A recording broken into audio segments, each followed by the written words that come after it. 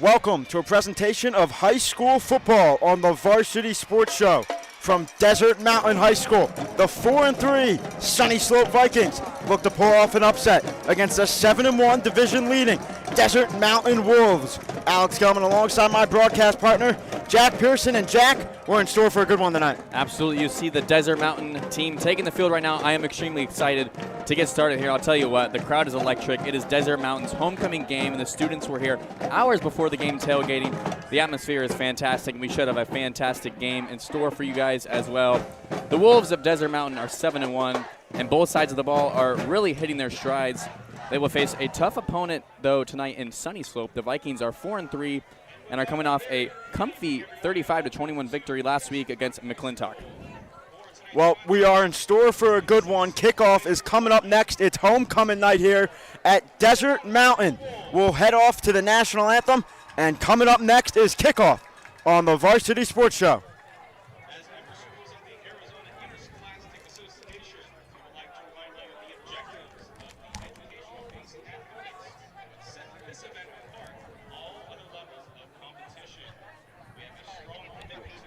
Toss to me, like talking about what are the keys of the game.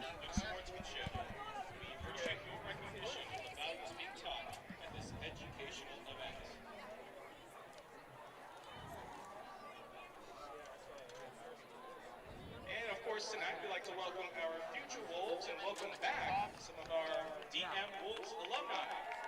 Thank you for joining us on Ready for kickoff here on the Varsity Sports Channel.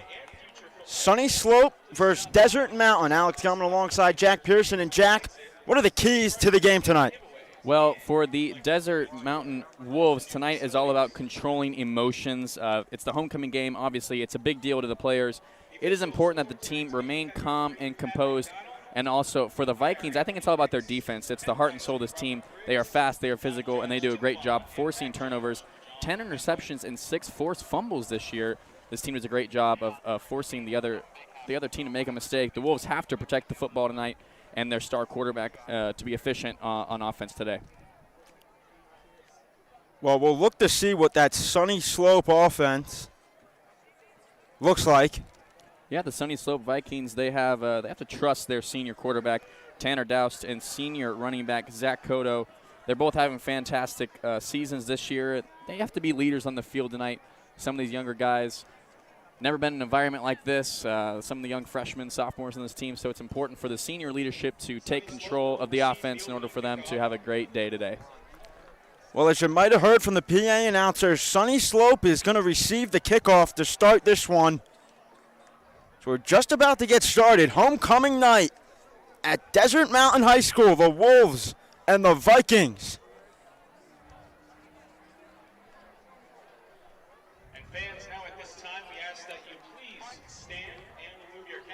Right now, we are going to honor the United States of America with the singing of the national anthem.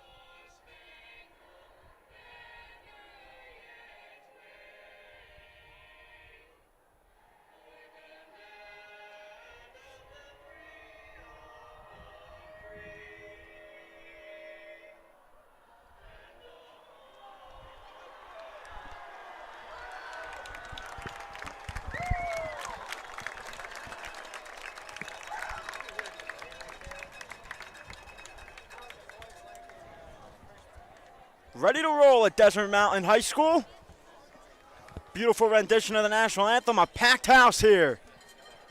The Vikings and Wolves get set to kick off on homecoming night. Emotions are high. This is just a beautiful night in Arizona, Alex. About 75 degrees, perfect night in October, Halloween weekend, homecoming weekend. We even have the middle school night, middle school band for Desert Mountain will be here as well. So lots of people here tonight. Should be a really, really fun one in store as well. Two really good teams at the top of their conference. Back to return for Sunnyslope, Luke Moga, the sophomore.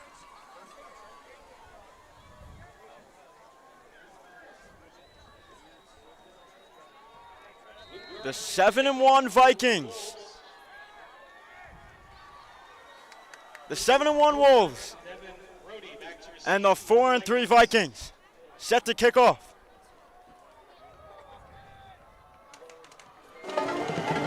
Underway, and that one's going to go through the end zone and for a touchback. And the Vikings are going to get set out on the 20-yard line. Yeah, and this will be quarterback for the Vikings. It's going to be Tanner Doust. Like I said, he is a senior quarterback. This season has thrown 9 touchdowns, 1,014 yards through the air on a 53.7% completion rate. This is a guy that they trust. He's got that senior leadership, as I said. He's got to have a cool, composed night in the pocket. With the receiver in motion, this one goes to Moga, who tries to get to the outside. The near sideline is going to get knocked out of bounds. Short gain there. Hey, you're gonna hear Luke Moga's name quite a bit tonight. This is a guy that's played quarterback. He's played running back, and he also plays on the defensive side of the ball. This is a guy that is really special talent that this team likes to use in a lot of different ways. Doust over 1,000 yards passing this season, averaging 169 yards per game. They open up in shotgun, both plays to start. It's 2nd and 9. Doust is going to keep this one himself and is going to be taken down at about the 27. Bring up 3rd and short. Really great job by that linebacker to stay home, not biting on the fake there by Doust. Doust going to keep that one on a fake there and a nice tackle made in the open field. 2 receivers at the top of your screen, Doust in shotgun. It's 3rd and 3. And a 3-and-out here is a picture-perfect start for Desert Mountain. Looks like a blitz possibly coming. As Doust takes the snap, fires down the middle of the field, and it's caught. And down goes Wiggins. And it looked like the ball maybe popped out there. It was recovered by the Vikings nonetheless. What a play call on 3rd down. Quarterback sees the blitz coming, makes the right read, fires it across the middle. A fantastic completion there by Doust on 3rd and 3. Yeah, nice job by Dylan Wiggins, the sophomore receiver. He leads this Sunnyslope offense in receiving. That's his 18th reception on the season. And Sunnyslope now driving. About to cross midfield. The ball's on the 49 in pistol. Once again, those linebackers creeping up, and you see Doust making a change. Doust is going to give it off to his receiver. This is a screen pass, and it's going to be taken just for about a gain of 2. Screen pass was read perfectly by the defense. They were all over that. No chance. Pickup of about 2 yards there at the maximum. Looking to get it out to his receiver, Castillo, on the play. 2 passes, 2 different targets for Tanner Doust early. Brings up 2nd and 8. As Moga in motion now at the bottom of your screen. Clock ticks under 10 minutes here in the first quarter. It's homecoming as Doust takes the snap. He fires near Moga's field, and it's going to be intercepted at the 40. It was tipped and intercepted.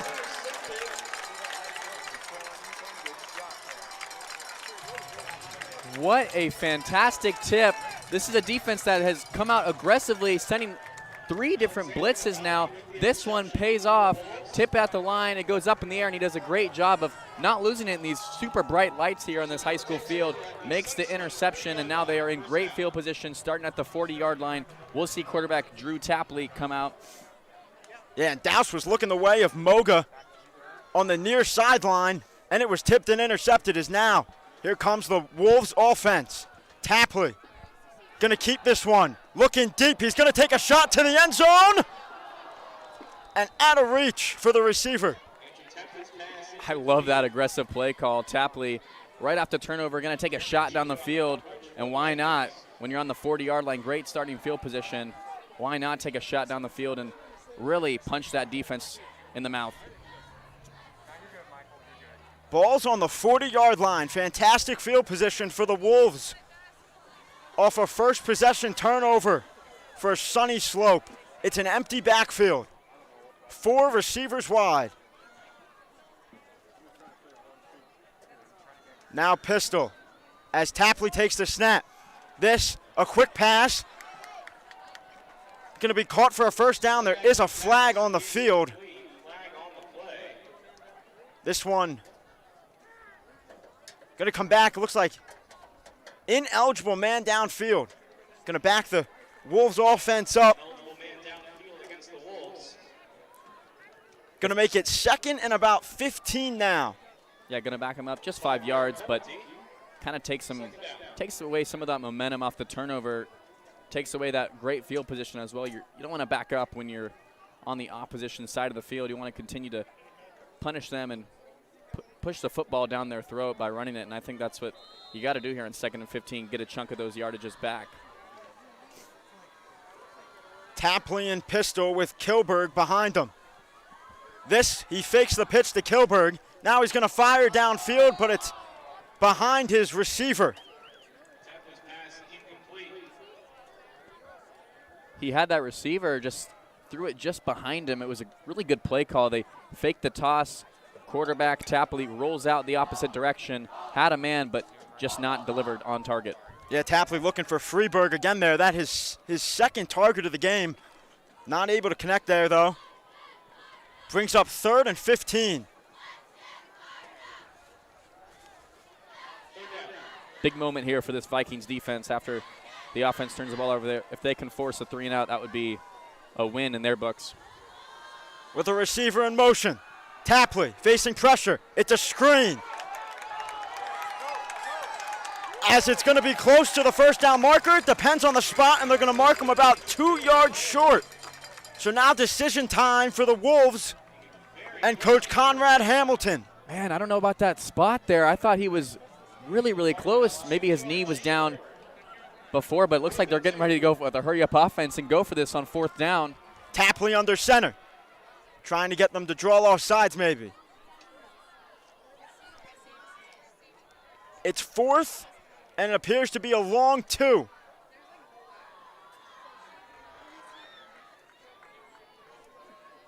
Kilberg is the back.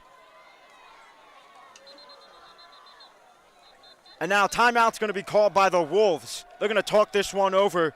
Coach Conrad Hamilton of the Desert Mountain Wolves. Yeah, they looked a little confused there. Tapley looking to the sideline.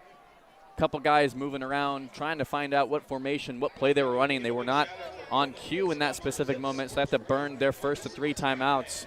8:33 to go, 0-0. This is a 4th and 2. Pretty big moment here. Vikings turned over on their first drive, and now this would be a great counter if they could stop them and get the football right back into the hands of their offense. Yeah, we go back to that 3rd down play. Nice screen pass. Tapley was facing pressure, and a great job by him to be able to dump it off to his tight end. Yeah, it was a fantastic play call. And got him a really big chunk of yardage back, and now allows them to have a decision to make. I don't think if they get a big chunk of yardage, I think they're definitely punting this football away, but now kind of in no man's land, I don't see why you wouldn't go for this. And that's exactly what they're going to do here. Tapley. And in the pistol, Kilberg in the backfield. A receiver in motion. Tapley fakes the handoff. dumps it off to his receiver. He's going to get a first down and more at the 20, and that's where he's going to be taken down. Jack Freeberg. Freeberg is their leading receiver, and it was just a clever play call. He was just wide open, easy toss for Tapley to his favorite target. That's his 35th reception this season, 359 yards and 2 touchdowns. Just a nice, easy flip on 4th and 2, and they'll move the chains, and now they're threatening to score here. First time any team has entered the red zone this evening. Receiver in motion. Tapley takes the snap, looking deep towards the end zone, and this one going to go out of the reach, out of bounds, intended for Zach Kilberg. Kilberg there goes on a little wheel route down the field. That ball just thrown over his head, pretty much uncatchable. I like taking a shot again there, and that was a really nice route by Kilberg. He's a great route runner in the backfield. Wolves stick with the pistol formation. You'll see a blitz coming here now, possibly by the Vikings. This one given to Kilberg. Tries to cut inside and taken down at about the 16. And I believe a late flag is going to be coming in by the referee. We'll check what that is here. It was kind of after the play was over, and it looks like it'll be holding in the offense. Second penalty on this drive. The offense going to back up 10 yards here. Moving the Wolves out of the red zone, back to the 30-yard line. Brings up 2nd and 20 now. What a costly penalty for the Wolves there. Absolutely, and it's second down. You got to at least get 10 yards here to be in field goal range. Wolves enter this game on a 6-game win streak. Their only loss this season coming to Chaparral week 2, a 27-9 loss. As Tapley takes the snap, fires across field. This one's caught by Friedman, and he's going to take it into the end zone. Freeberg. How about that? Jack Freeberg, his ability after the catch to make a couple moves. He has a spin and then makes a nice cut. Jukes gets outside as that corner turned his hips, does a great job after the catch to score the touchdown. And Desert Mountain now up 6-0 with 7:17 to go on homecoming night. The team and student section is absolutely fired up here. That touchdown grab by Jack Freeberg, his 3rd of the season, and his 36th reception on the season. That gives the Wolves a 7-0 lead with 7:17 remaining in the first quarter here at Desert Mountain High School. You're watching high school football on the Varsity Sports Show.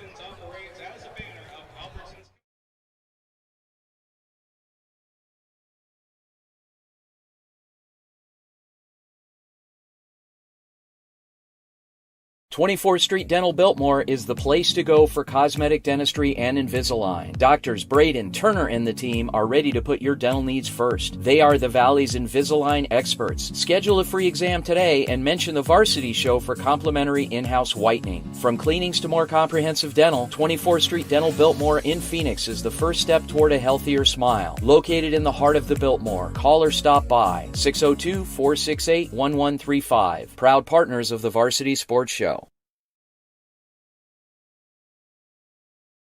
Off. This one going to go in the back of the end zone.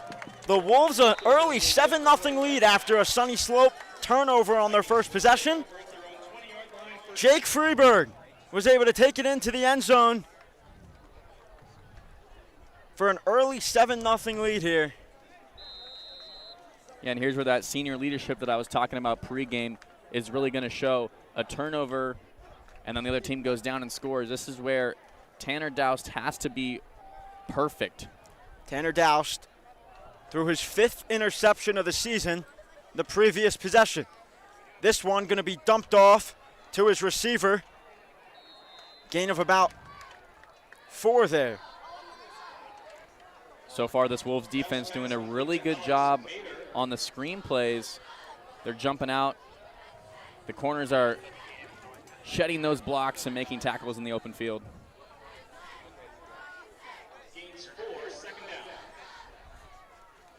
Brings up 2nd and 6. 3 wide receivers at the bottom of your screen. As the Vikings remain in shotgun, this one's going to be handed off to the back, and not much there. Gain of about 1.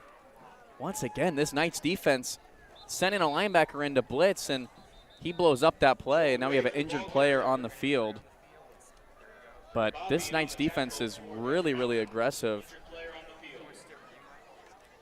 It's paid off so far. First forced turnover, not a lot of yards given up. But like I said, we have a Vikings player down. We hope he is okay. Appears to be an offensive lineman. And if Sunny Slope wants to have success in the game tonight, definitely going to have to control the run game, that time of possession. Absolutely. Establishing the run game just makes everything so much easier.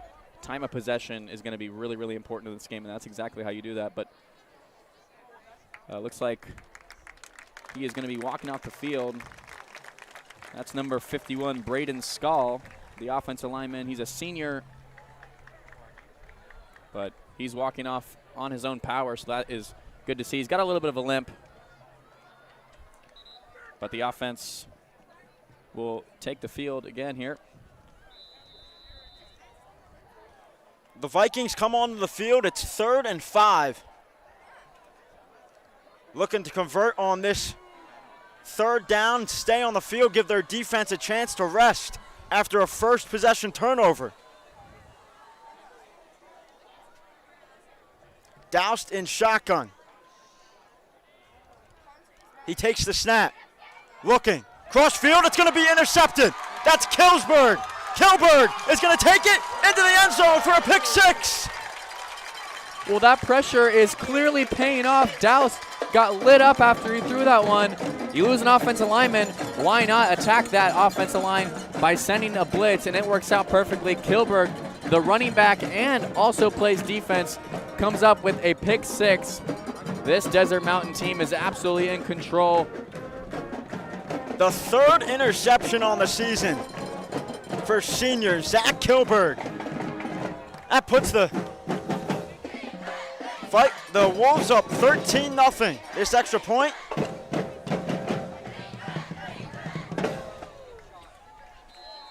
is good.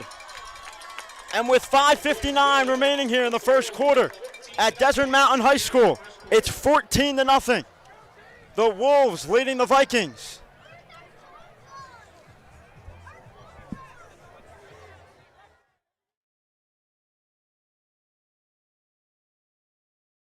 Turnovers, able to convert on points on both turnovers. Yeah, like I said, it's simple. They're getting pressure on the quarterback, and Dallas just has no time to find anyone down the field. I think this offense now, the Vikings, has to run the football, try to establish something, because right now that passing game is not working when that blitz is coming. I think a play call that also could be really good is a nice little halfback slip screen. When all those linebackers are firing, you can send your blockers out there, your offensive linemen, set up a nice screen and get something going that way.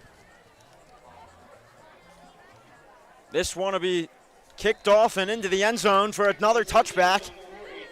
And Sunny Slope's going to get started on the 20 again. Sunny Slope entered this game 4-3. Yeah, 3-1 in the conference. However, they're 3rd in that conference.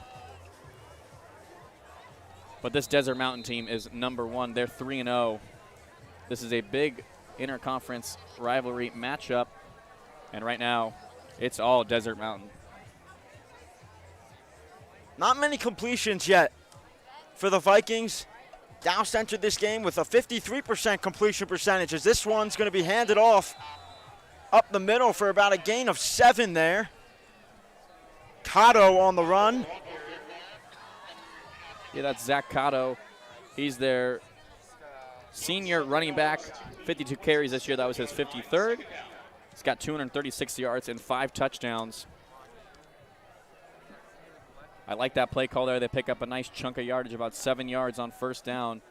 Got to settle in this offense and find some sort of spark. Douse going to fire down the middle of the field. This one batted away and incomplete. Nice defensive play there. Yeah, it was just a slant over the middle after the play action there by Doust, and it was just a really good defensive play, using his arms to bat that one away. This brings up a 3rd and about 3 yards here. Yeah, another 3rd down for the Vikings. Already trail 14-0 here in the first quarter. This one's going to be handed off, and a beautiful open field tackle behind the line of scrimmage. Luke Moga, the sophomore, goes absolutely nowhere. Another 3-and-out. The offense by the Vikings has been absolutely outmanned, out-hustled by this Desert Mountain Wolves defense. And Sunnyslope's going to be forced to punt here. Clock continues to tick here in the first quarter, under 5 minutes. This one booted away.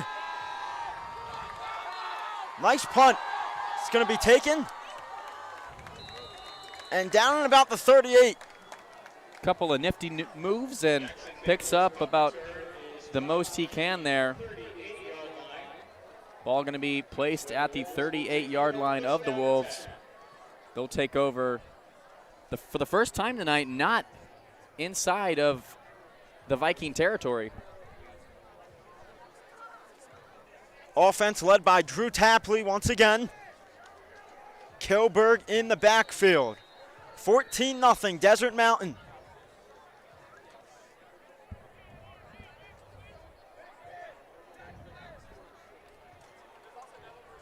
And now with the lead, I think, is where Desert Mountain really has to start establishing the run game.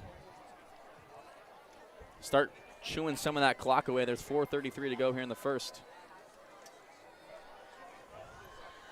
Tapley going to hand this one off to Kilberg. Kilberg gain of about 5 there. Yep, that's the recipe to success when you got a lead. If you can get 4 or 5 yards every carry, it's going to make this football game very, very simple and easy for this offense. The senior back averaging over 6.5 yards per carry in his senior campaign.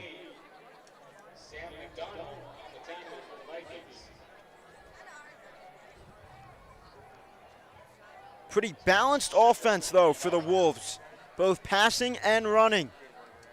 In the pistol here. Receiver in motion at the top of your screen. This one a pitch to Kilberg. Trying to get to the outside and taken down just in front of the first down marker. Going to bring up 3rd and short.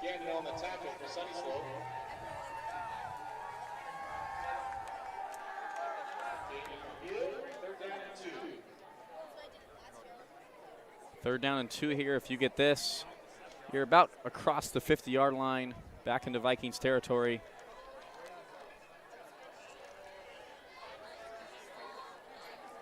Tapley solo back there. Yeah, empty backfield. Now Kilberg. They give it to Kilberg up the middle, and Kilberg pushes his way through for the first down. Puts his shoulder down and just muscles his way through the defensive line, dives across the 50, and he's got a first down. So the running attack is how the Wolves are going to get this drive started.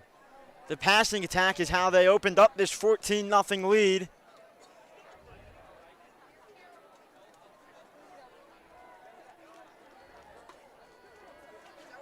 Bunch formation at the bottom with a receiver in motion. Tapley takes the snap. Fires far side. Complete for about 7. Right now we're seeing Tapley just take what the defense is giving him. They're sitting in zone coverage, and his receivers are just finding the open zone, sitting there, and Tapley is just picking them apart.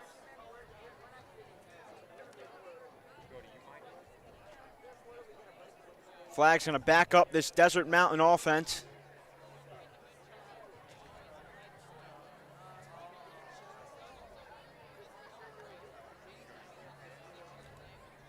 See what the call is. Looks like it's going to be unsportsmanlike after the play. That's going to bring back this Wolves offense 15 yards. Coach Hamilton can't be happy with that. Yeah, you got to control the emotions. Obviously, it's a big game, as I mentioned earlier, the homecoming night. All the players are really fired up, but you got to control those emotions on the field. It'll cost your team. And now another penalty. Don't know if this is going to be a false start or an illegal motion. But we'll check it here. Offense backing up, though. And looks like it was actually just a stoppage of play. And we'll resume here with 2:15 to go. Score 14-0. Yeah, it's second and about 20 as Tapley's in shotgun. He's going to give this one off to Kilberg, who's going to be taken down in the open field. Great tackle made by Zach Cotto, who plays running back, and then he's a safety on this squad as well. He read that like a book. Now this offense has a very, very long way to go. Third and over 20 yards here. Yeah, last time on third down, they ran a screen pass. We'll see if they do the same here. Clock under, just under 1:30 now as Kilberg in motion. This one, screen pass, going to be dumped off to Freeberg. And Freeberg has some room, and he's going to burst. We'll see where they spot him. I think he had enough there. Got tripped. Otherwise, that could have been 6. You saw the speed there of Jack Freeberg, and that is why he is the leading receiver on this football team. Well, just like that previous third down, they're going to mark him just about a yard and a half short, and it's going to bring up third and about 2. Fourth and about 2, excuse me. Yeah, this is basically the same exact spot that they went for it earlier, around that 40-yard line. They were successful the first time. Tapley rolled out and hit Kilberg, and we'll see what they look to do on this fourth down. I think it'll be something similar. But before that, we'll have a timeout. Coach Hamilton going to discuss this one over. 48 seconds remaining here in the first quarter at Desert Mountain High School. The Wolves leading the Vikings 14-0. 2 turnovers on the Sunnyslope side. 1 a pick 6 by Zach Kilberg. It's currently 4th and 2. Decision time now for Coach Hamilton. He went for it on the previous possession. It paid off for a touchdown. Will he do the same here? Is the ball spotted on the 41? I think there's no reason not to. Your defense hasn't even allowed a first down tonight. You have trust in your defense. You also have trust in Tapley, your quarterback, to make a play down the field. All he's got to do is just find those open zones, and he's been doing a fantastic job of that. And Coach Hamilton's going to send the offense out. 4th and 2. Yeah, I mean, when your defense is playing this well, it makes this decision so much easier. The ball's on the 41, an empty backfield. 1 receiver at the bottom.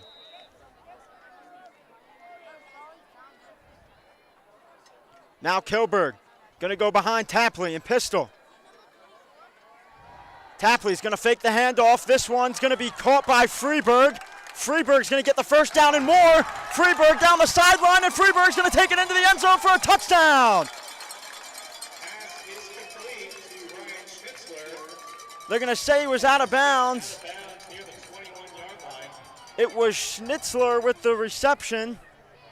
Nonetheless, it's a They're going to say he was out of bounds at the 22. That was a lot of trickery in that offense. You saw a couple men move in motion, and then you saw Tapley fake it and roll out the opposite direction. He found a wide open Schnitzler who used his speed, and if he didn't step out, that was 6 right there. I mean, these receivers do a fantastic job of catching the football and making more out of it. As Tapley going to fire downfield in the end zone, he has an open man, and it's going to be caught.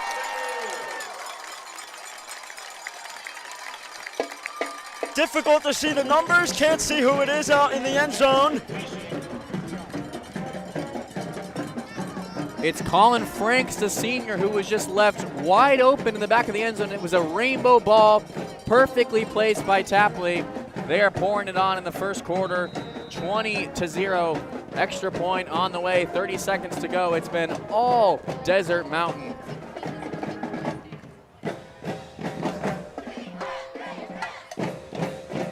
And that extra point is good.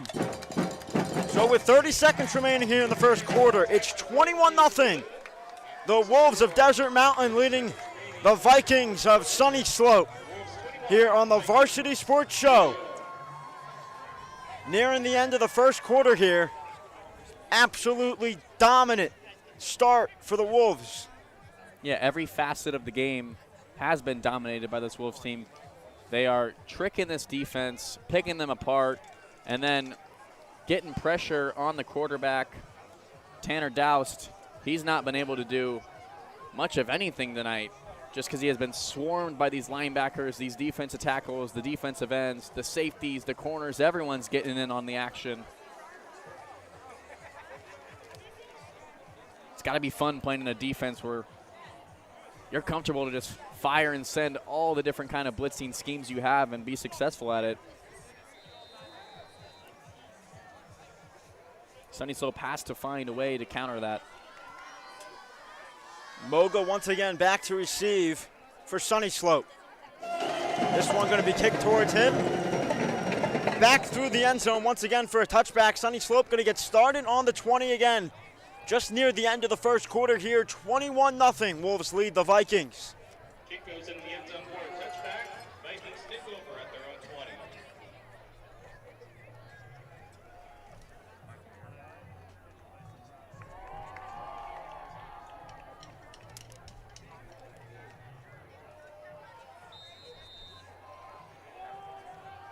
See what this Vikings offense can do here, trailing by 3 touchdowns early.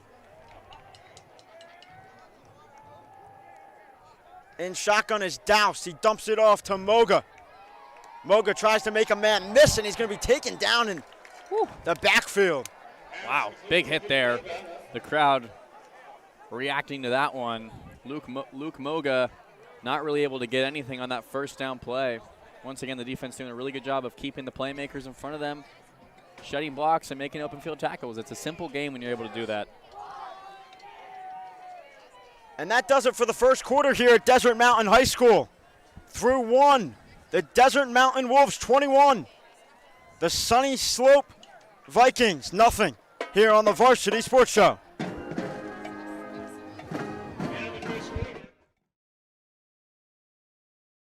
Hey fans, the Arizona AIA High School football playoffs are coming. Trust the Varsity Sports Show team to live stream your football playoff games on NFHS. We are an NFHS trusted partner and will spotlight your favorite team better than anyone, including a team segment on Saturday's Varsity Sports Radio Show on AM 1060 KDUS Arizona. We are authorized to cover every round of the football playoffs, including championships. Call or text us to reserve your postseason broadcast and production crew. Time is running out fast. 480-779-9437.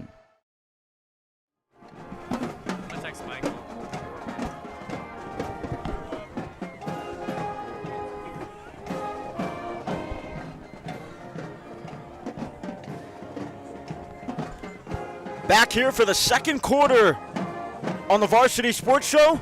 It's the Desert Mountain Wolves against the Sunnyslope Vikings. 21-0 here. It's currently 2nd and 12. Sunnyslope trailing by 3 touchdowns. Already 2 turnovers on the offensive side of the football. In shotgun, Doust takes the snap, fires down the middle of the field. This one going to be batted down. Nearly intercepted again, and once again, Doust taking a hit as he throws that. So scary for a quarterback, just mentally. It's always in the back of your mind when you see that linebacker or that corner blitzing and you make that throw, your ribs are exposed, and you really don't finish the throw most of the time when you see a defender coming at you full speed. Yeah, another 3rd down now for the Vikings. They're 0 for 3 tonight on 3rd downs. Can they convert their first here? Got to give credit, though, to Doust for staying in that pocket, trying to establish somewhat of a presence in there, but I think he got to start scrambling and getting out of there. With Cotto to his right, flags now fly, and it's going to be movement on the line, going to back this offense up 5 yards. Going to make this 3rd and long even more difficult.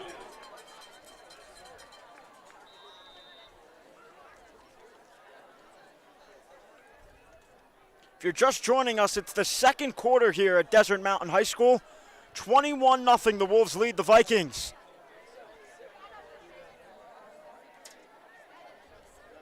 Just one play in here in the second quarter. Vikings 2 turnovers, 1 a pick 6. As Doust takes the snap. He's going to be pressured and he's going to be taken down. Down goes Doust, and Sunnyslope's going to be forced to punt once again. Tried to escape that time, but just absolutely swarmed by that defense. I mean, you just have to feel bad for Doust at this point. He is trying his best, but just no time to even get a look down the field.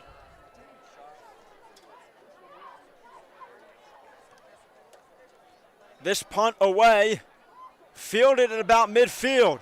Flags down, it's going to be a legal block in the back. This one going to be taken down to about the 41, but this one is going to come back. Jackson Mayfield will come to her, drop short of the 40. There's a flag on the play. We'll see if this one costs Desert Mountain. Yeah, the referees gathering here in the middle of the field, and we'll let you know shortly what the call is.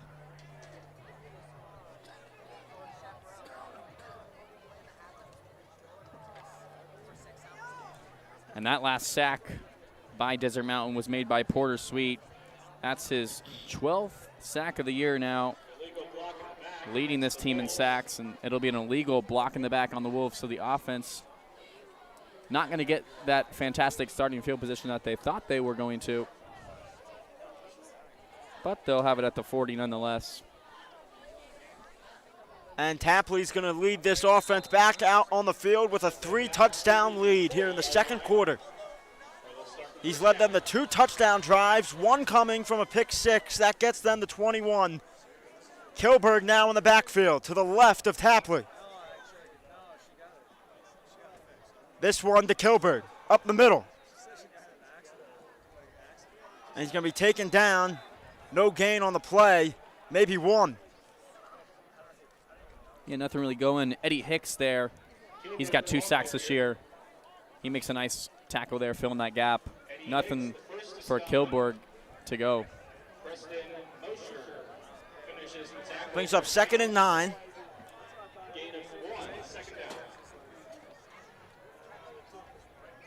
Freeberg now in the backfield, pistol formation.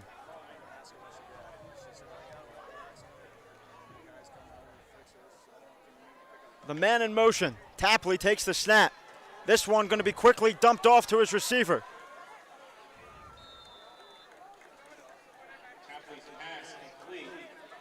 Going to bring up 3rd and short. You see Kilberg comes back into the game now, the back. Tapley sensed that blitz coming on that play, got rid of it quickly, and it was a wise move by him. Both linebackers came storming in there. He makes a throw and picks up as much as he can. It brings up a 3rd and about 2.5 to 3 yards here. Wolves have been strong on 3rd down tonight. Yeah, 3rd and 4th down. Receiver in motion. Tapley going to try to take this himself near the near sideline. Did he get a push? Going to be close. Here's they're going to spot him at the 50, and they're going to give him the 1st down. Nice effort there by Drew Tapley, the senior quarterback. They may bring out the measuring sticks here. I think this spot is going to be really, really close. But that was the first run we saw by Tapley, showing his dual threat ability there, using the wheels to get around the corner and pick up maybe enough for the 1st down. We're not quite sure what the call will be.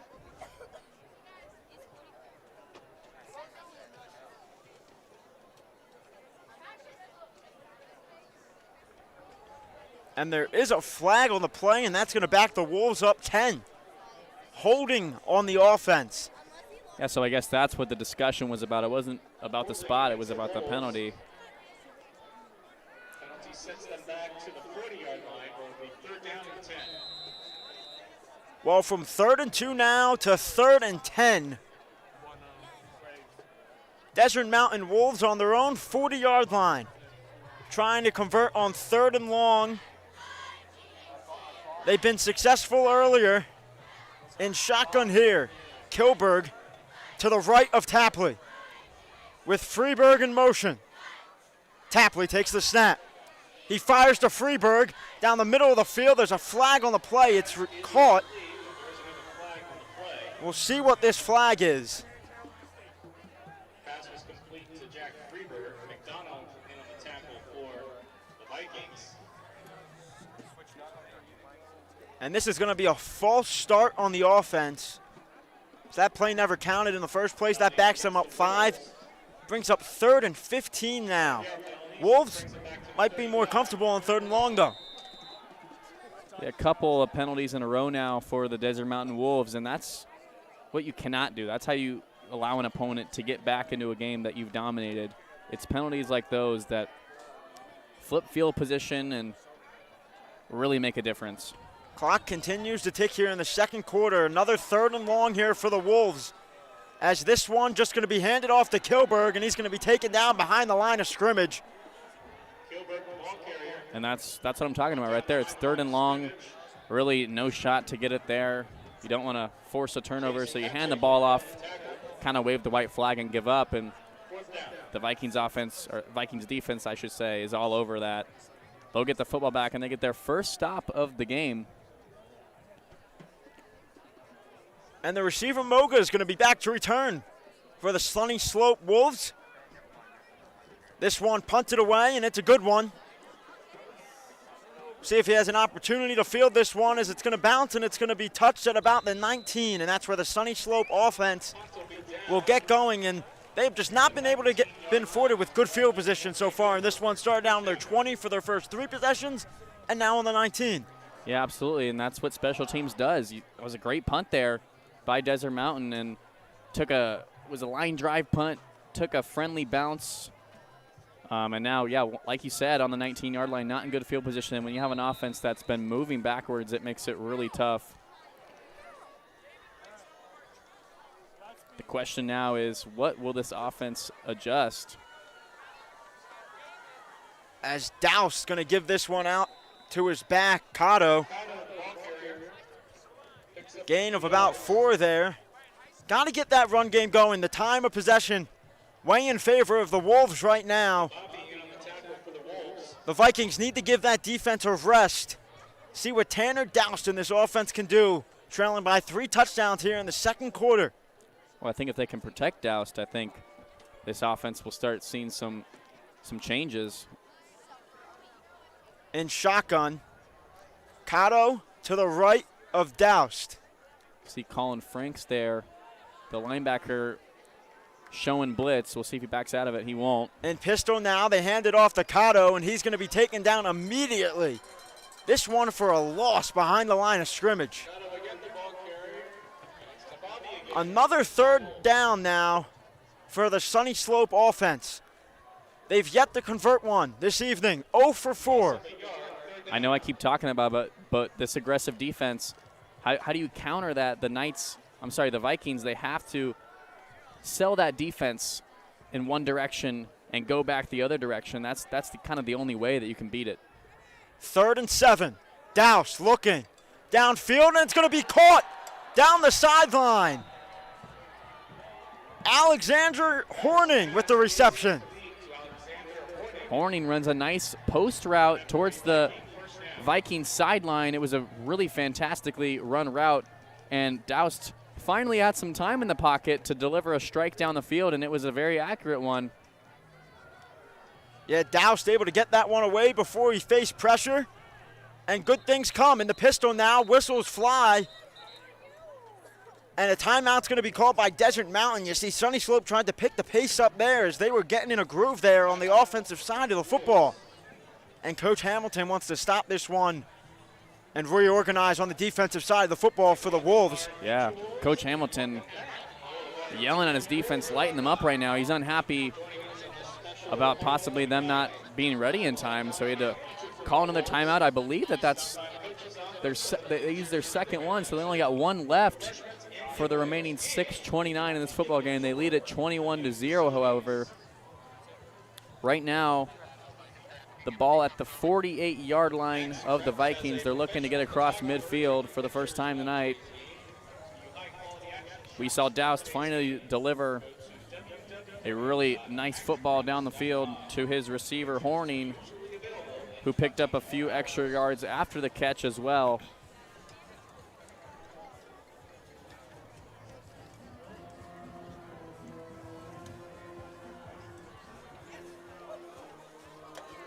First and 10, the ball's on the 48.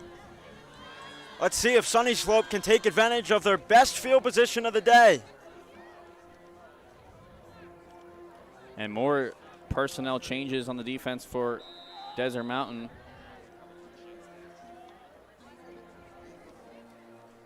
Doust gonna hand this one off to Cotto. Not much there, maybe one. Bring up second down. See this Sunnyslope offense and Coach Jacobs still committed to this run game despite being down 3 scores right now. Yeah, I love it. There's a lot of time left in this football game. Still 6 minutes left in the second quarter. We are very early into this game. You have a lot of time to come back, so why not establish the run game? It'll help you later on, and if you can find some success in that run game and make this a close game going into halftime, maybe a 1-possession game, 2-possession game, that would be fantastic. 3 receivers spread out at the bottom of your screen, 1 at the top. As Doust going to fire down the near sideline. Incomplete, no one near. Brings up another third down. Dangerous pass there to Alexander Horning. It was high. Luckily, no one was in that vicinity to have a chance to intercept it. Viking offense just not giving themselves good opportunities on third downs. 3rd and long after 3rd and long. This is their 5th third down of the night. It's just the second quarter. They're 1 for 4 so far.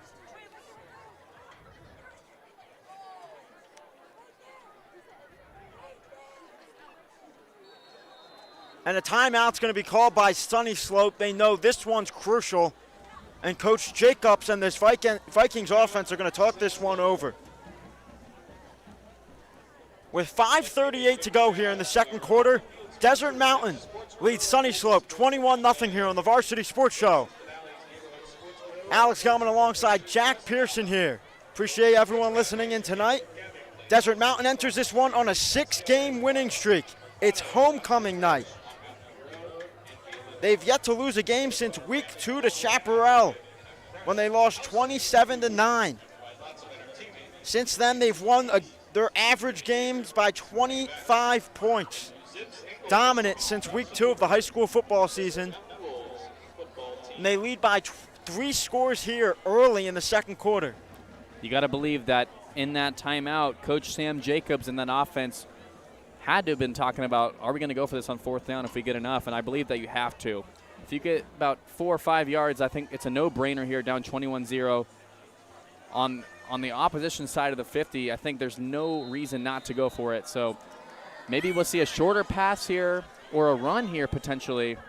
Yeah, keep an eye on the big receiver, Moga. Bottom of your screen as Doust going to fire down the near side. This one's going to be complete, but only for about a gain of 1, and that's going to bring up 4th down.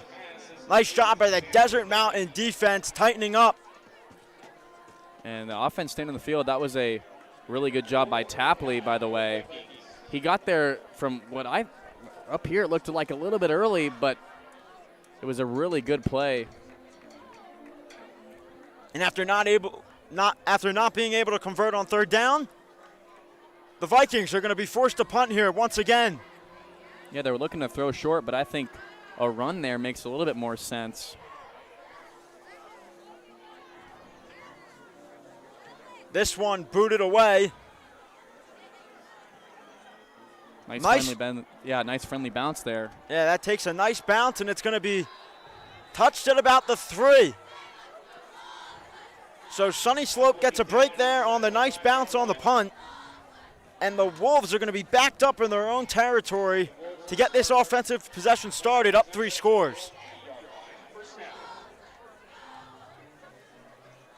definitely been more of a calm, quiet, more of a defensive battle here in this second quarter. Both offenses now kind of ran into a brick wall, nothing really going. 4:42 to go. We'll see if Desert Mountain can add on to their lead.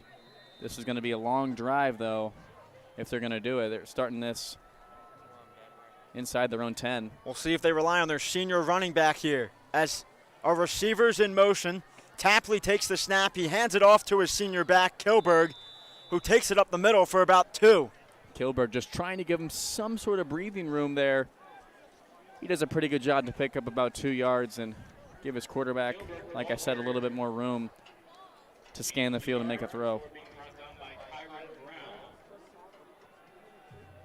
Tapley's thrown just 1 interception this year. He's got to be careful, though, in his own end zone. See if the play calling stays conservative here as it brings up 2nd and 8. As Kilberg's to the right of Tapley. 3 wide receivers split to the bottom of your screen. This a give to Kilberg. Down the far sideline goes Kilberg as he steps out of bounds at the 20. A nice run by Zach Kilberg. Just a little halfback sweep there, and when you got a guy with the speed like Kilberg has, it makes it easy for him to get around the corner, and he showcased his ability and his speed there on that play there, and now they got a lot more breathing room after picking up that first down. Clock ticks under 4 minutes here. As they remain in shotgun. Tapley takes the snap, dumps this one off to Kilberg. Kilberg down the near sideline. And Kilberg's going to be taken down at about the 38. So Zach Kilberg. Jeremy Jeter on the stop there, but not before Kilberg picks up another first down. It's been the Kilberg show on this drive.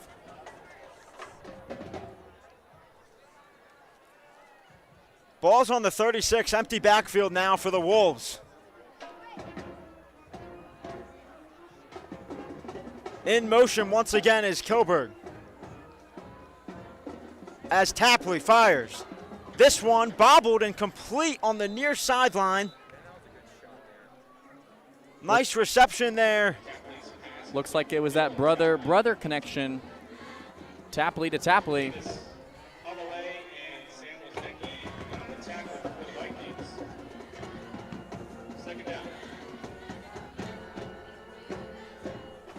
Brings up 2nd down here. Clock ticks under 3:30 here in the second quarter. No rush here for the Wolves offense as they lead by 3 scores on homecoming night. Tapley going to fake the pitch. Makes a man miss, but he's still going to be taken down behind the line of scrimmage for a sack. Tapley brought down, loss of a couple. Injured player on the field. Tapley taken down, but there is an injured player on the field. 3rd down coming up after this. Yeah, 3rd down on the 40-yard line, about 7 yards to go. 2:50 left in the ball game.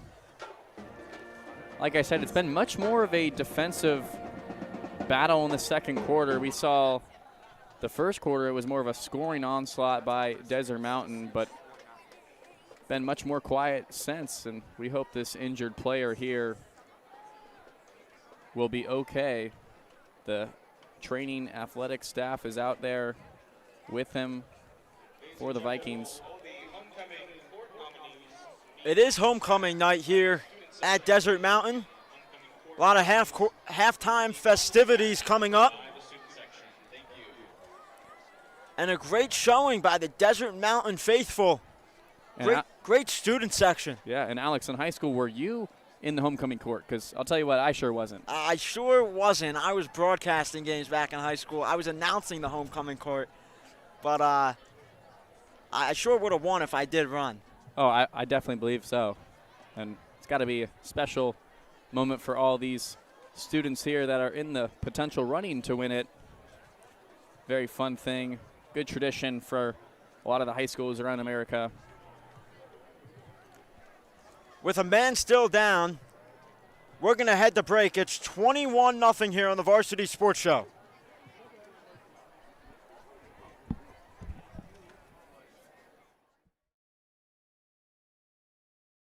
Coming this winter to the Varsity Sports Show, AIA, high school, basketball, soccer, and wrestling. Attention student athletes, parents, coaches, and administrators. We are contracted affiliates with NFHS. Tired of Pixelot? Our NFHS authorized platform can spotlight your favorite team with multi-camera and full broadcast crews. We still offer our YouTube channels as well. Single game, multi-game, and season coverage available to meet every budget, including a segment on the Varsity Sports Radio Show on AM 1060 KDUS Arizona, dedicated to your team. We can even help promote your booster businesses. Act fast. The season is right around the corner.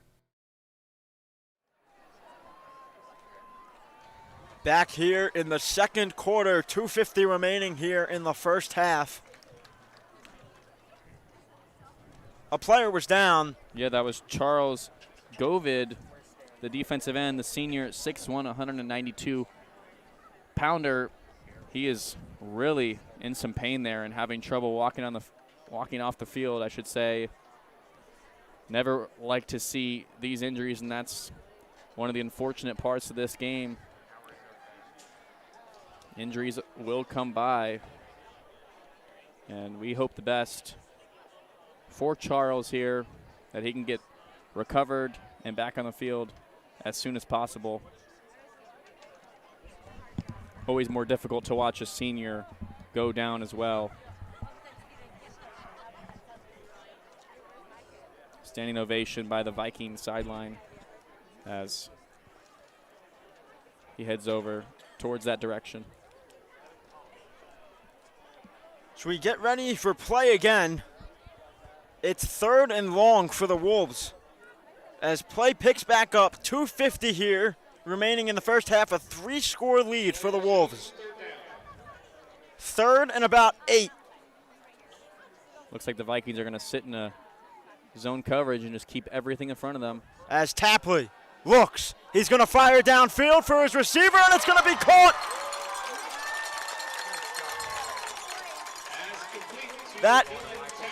What a catch by Tapley. The Tapley to Tapley connection downfield. Yeah, the senior to the sophomore brother. Has to be fun throwing to your younger brother on homecoming night, and that was a picture-perfect pass by Drew Tapley, the quarterback. And like I was saying, the Viking defense kind of sit back in that zone coverage and keep everything in front of them, but Dylan Tapley just blew right by them, and they threw right over the heads of the defense. In business again. Tapley towards the end zone. Oh. And it looks like no flags are going to fly. Yeah, I thought he got held there for sure, and he is showing his emotions. Definitely wanted to get that call, and I think he deserved it. And that was a bullet into the end zone by Drew Tapley. Falls incomplete, brings up 2nd down. Nonetheless, 2:14 remaining in the second quarter. 2nd down, inside the red zone for the Wolves. He was looking for Freeberg there, the receiver that already has a touchdown tonight.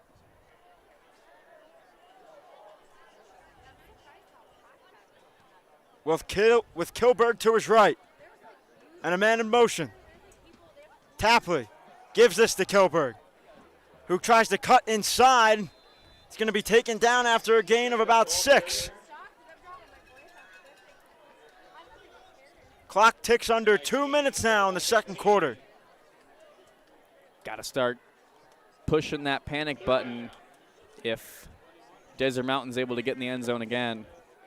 You want to go into halftime with some momentum, giving up a touchdown here with under a minute to go. 3rd and 4, empty backfield. Clock ticking. Kilberg behind Tapley. As Tapley going to fake this one. Trying to make a man miss in the backfield. It's going to rush far sideline. Cuts inside. We'll see where the spot is. Looks to be short of the first down marker. What an effort, though. I mean, that was a really good job. A little juke there to avoid the defensive lineman, avoid the sack, spins out, runs the other direction. Thought he was stuffed but continue to fight forward and pick up as much as you can, but it was not enough for a first down. So we'll see the field goal unit come out for the first field goal attempt of this football game. 52 seconds and counting.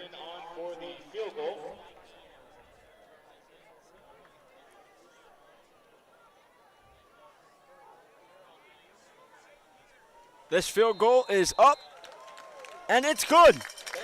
So 37 seconds remain here in the second quarter of play at Desert Mountain High School. And the Wolves lead the Vikings 24-0 on the Varsity Sports Show. Alex Gelman alongside Jack Pearson. Just about to hit halftime here. 24-0 the Wolves lead. They dominated the first quarter, including a pick six that got them out to a 2-touchdown lead early. And since then, it's been all Wolves. With 37 seconds left, not a lot of timeouts remaining for the Vikings. We'll see if they're able to make a push down the field, maybe get into field goal range or take a shot down the field and have a player make a man miss and try to get a touchdown. You got to try to get something on the board here. I don't think this is a situation where you just kneel out and head to the locker room or run the ball and go to the locker room. You got to take a couple shots down the field for sure.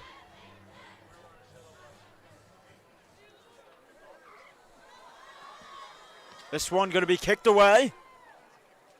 And through the back of the end zone once again for a touchback. Sunnyslope once again will get started on the 20-yard line where they've gotten all of their offensive possessions started. The Vikings been a lot more fortunate with field position. Can't say the same, though, for Sunnyslope.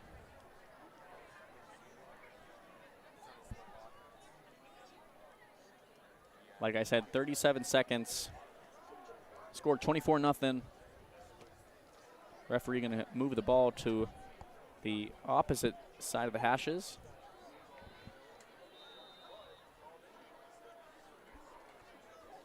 And it looks like a Viking player was not ready, and now he takes the field. The 11th man out there for the offense now. We'll see what this Vikings offense does with just 37 seconds remaining here in the second quarter. As Doust is going to throw a screen pass to his receiver. Gain of about 4 there. Clock continues to tick. Yep, didn't get out of bounds there. Are they going to go with a hurry up? It doesn't look like it. They should be doing that, and here they go. Clock continuing to tick. This should be the last play of the half. It's going to be a handoff and taken down, maybe a gain of 1. So the Viking offense not going to make an attempt to charge down the field, and it'll allow us to view this hopefully awesome halftime show here. Like I said, it's homecoming night at Desert Mountain High School. And that does it for one half of football. The Desert Mountain Wolves lead the Sunnyslope Vikings 24-0 here on the Varsity Sports Show.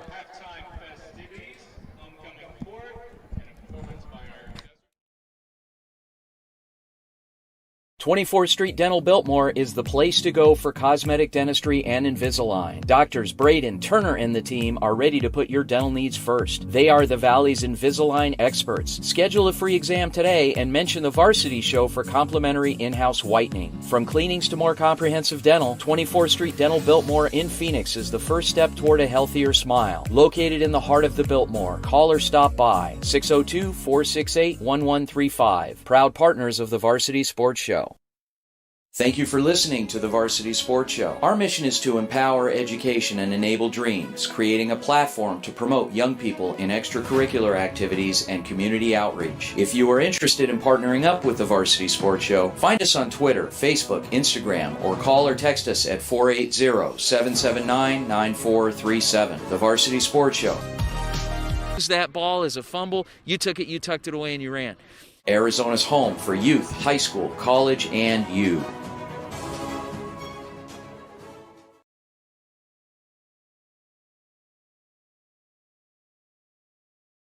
Hey guys, Vince here to talk to you about a good friend of mine named Bob Jenkins. Bob is a Marine Corps veteran. Bob and his younger brother DJ own Vets Built Contracting. For 5 years, they've been hiring and putting veterans to work. Vets Built is licensed, bonded, and insured, both residential and commercial, specializing in renovations, remodeling, new build, casitas, safe rooms, or small commercial TI work. If you're a skilled veteran looking for work, a homeowner in need of work, or a commercial business needing TI work, please call Bob or DJ at Vets Built at 480-584-3675. Are you unable to do the things you love? Do you know your daily habits could be better to enhance your quality of life? Are you suffering with chronic pain or chronic illness and can't find the right solution that works for you? Fixed Body Group was created so you have a team of professionals to help you achieve your health goals and get you back to doing what you love again. In Scottsdale, go to fixedbodygroup.com or call 480-795-5329. Fixed Body Group, proud partners of the Varsity Sports Show and Fitness Minute with Tyler Mayer. Training Better Athletes was founded by renowned football coach Ron Sowers with the philosophy of training well-rounded young people in mind and body. TBA is the go-to for middle schoolers through the pros. Coach Sowers has worked with all sports but specializes in football offensive and defensive line skills training. Whether it's one-on-one or group training, reach out to Coach Sowers at trainingbetterAthletes.com or call him at 602-435-9064. You can't cheat the grind.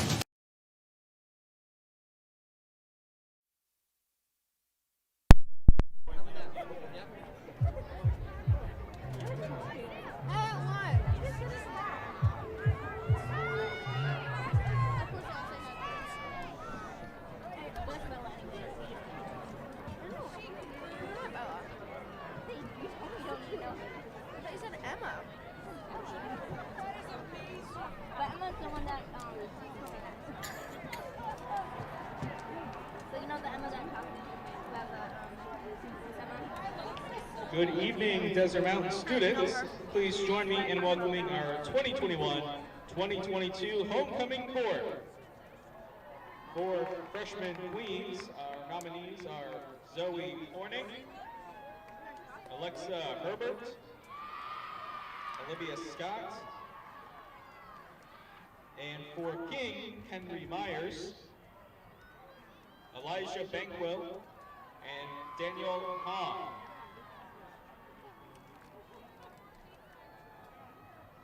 Sophomore nominees for Queen are Coco Shagnu, Jasmine Snowell, and Layla Gregory. For King, Tyler Mock, Santana Wilson, and Jack Roll.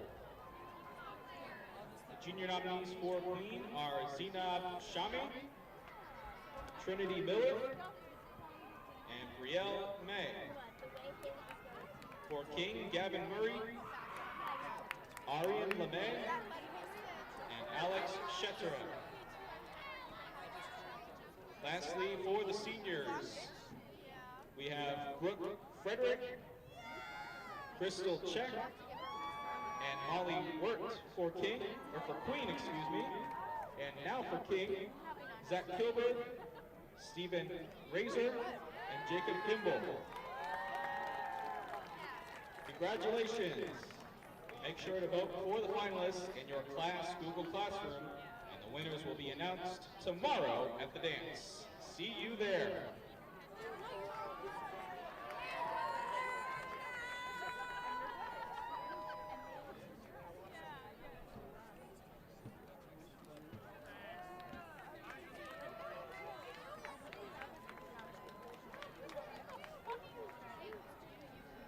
Please welcome to the field the Desert Mountain High School Marching Wolves. Marching Wolves are under the direction of Brian Hubble. Coaching staff includes drill rider and visual captain head David Larkins, percussion instructor Austin King, and color guard instructor Stephanie Hall. The 2021 program is entitled Together Forever and features music selections from the Pearkin Suite by Edward Grieg and Creep by Radiohead. Music soloists include Sarah Lenz-Meyer, Jack Myers, and Carson Hielscher.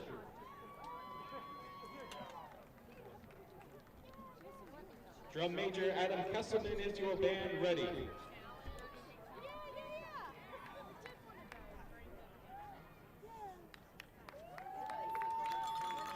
Marching Wolves, you may take the field.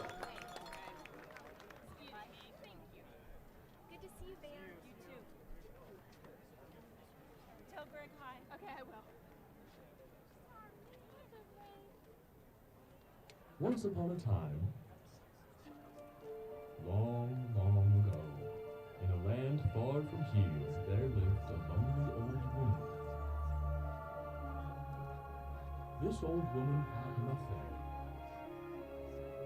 and was destined to spend the rest of her days alone.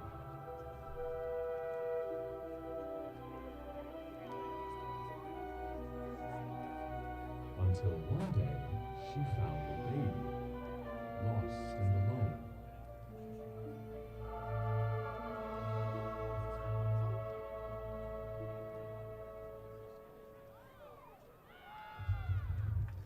She decided to keep the child and named Rapunzel.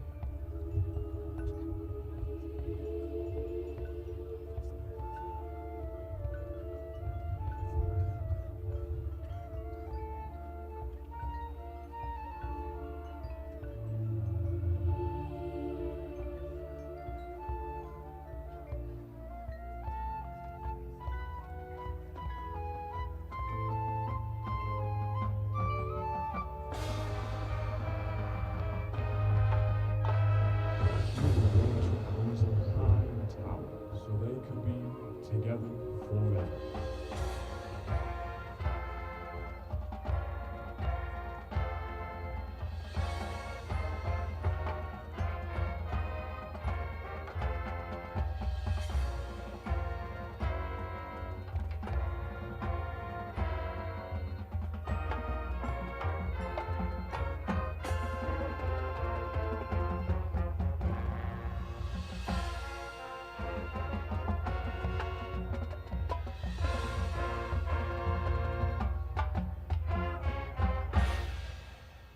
As young Rapunzel grew curious of the world outside, she began planning her escape. But the old woman wouldn't fall for her schemes.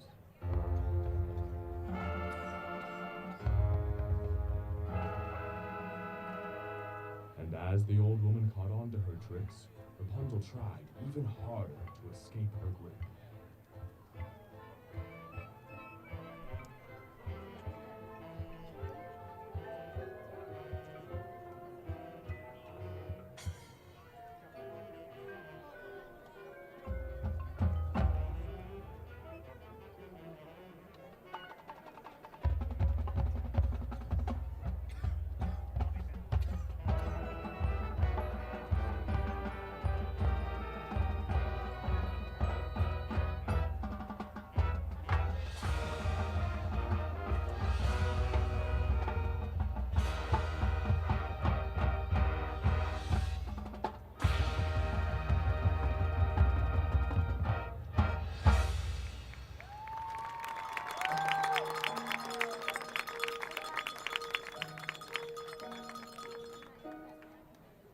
As the years passed, Rapunzel would settle down, tired of trying to run.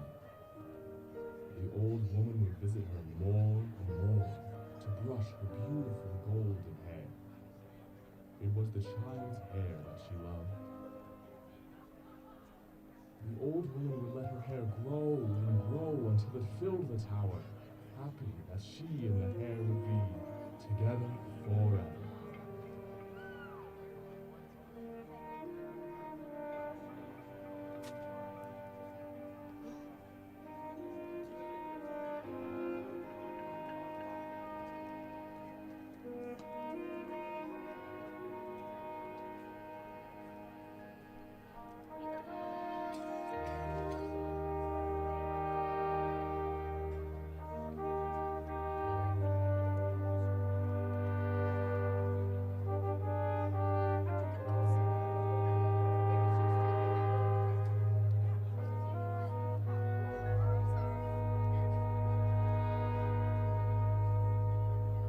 Dreading the thought of ever cutting it, the hair grew longer and longer until the long locks fell out of the window.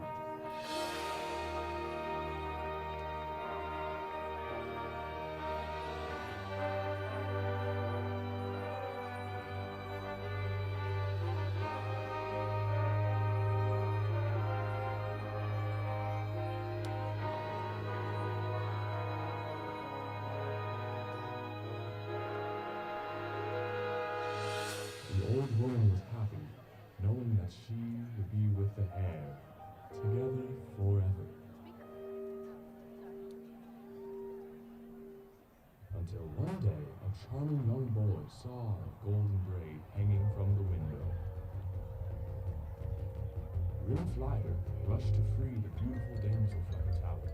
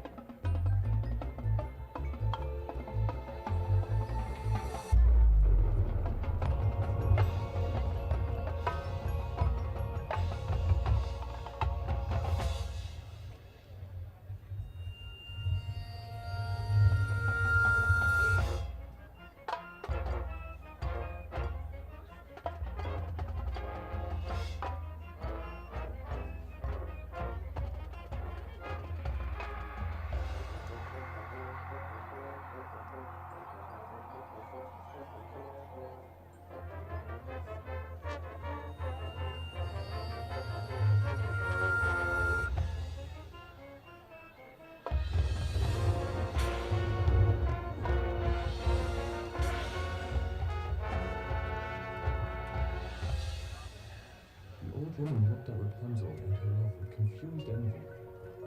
She loved Rapunzel's hair just as much as the two young lovers did each other. Touched by their love and unable to bear the thought of parting with the golden hair, the old woman decided she would keep them both there, so they could all be happy together. The end.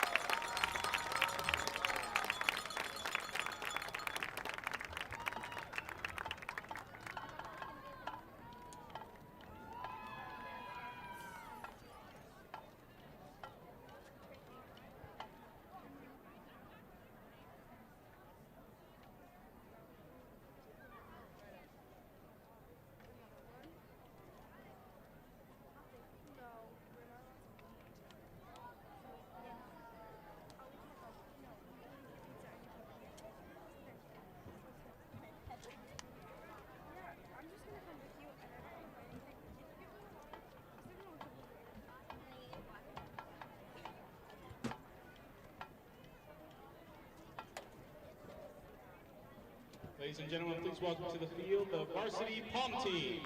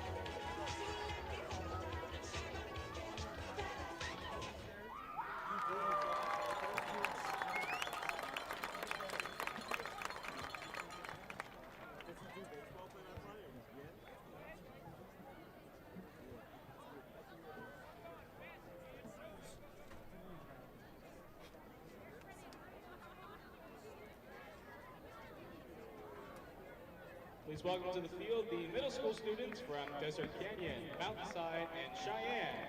And get on their feet as they perform the Desert Mountain High School fight song.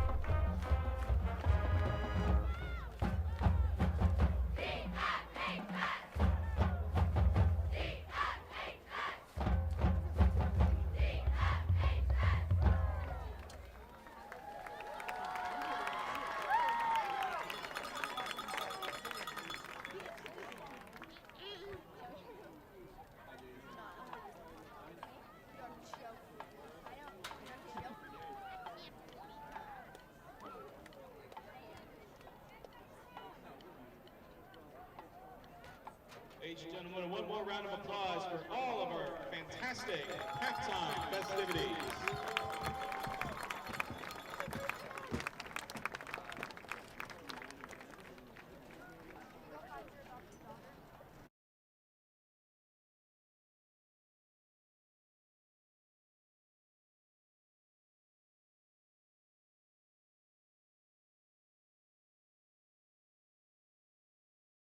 NFHS. We are an NFHS trusted partner and will spotlight your favorite team better than anyone, including a team segment on Saturday's Varsity Sports Radio Show on AM 1060 KDUS, Arizona. We are authorized to cover every round of the football playoffs, including championships. Call or text us to reserve your postseason broadcast and production crew. Time is running out fast. 480-779-9437.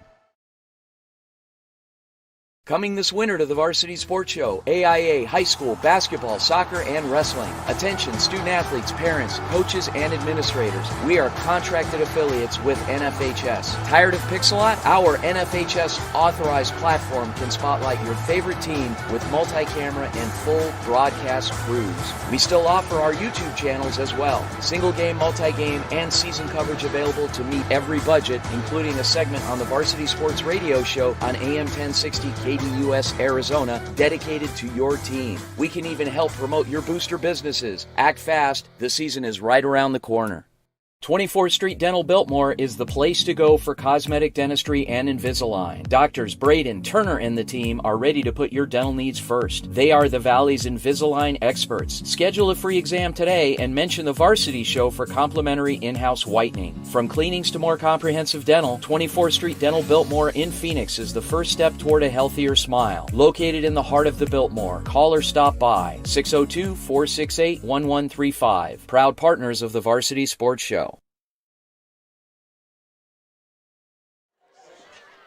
Back here for the start of the second half between Desert Mountain and Sunnyslope. We just saw a fantastic halftime show. We saw a middle school band perform from the local Scottsdale area, and we also saw the fantastic Desert Mountain Wolves band perform as well.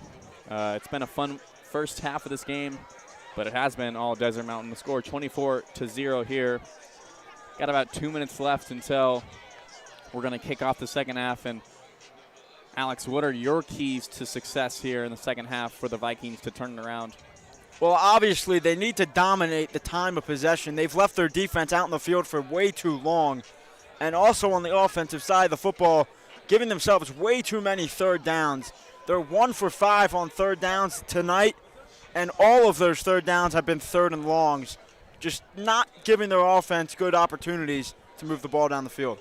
And on the contrary, the Wolves of Desert Mountain, what they need to do is also control the time of possession, and that is done by establishing that run game and, playing the clock management. You got to play it well here with the big lead. You're up 24-0, but you also can't just let off and not take any shots down the field. You got to keep the defense on its heels, because if they're just predicting run over and over again, it's going to be very easy to stop. So it's kind of a mix of clock management, taking care of the football as well, protecting the quarterback, obviously, and continually to play that really, really good, stellar defense that's forced 2 turnovers tonight. They got a pick 6.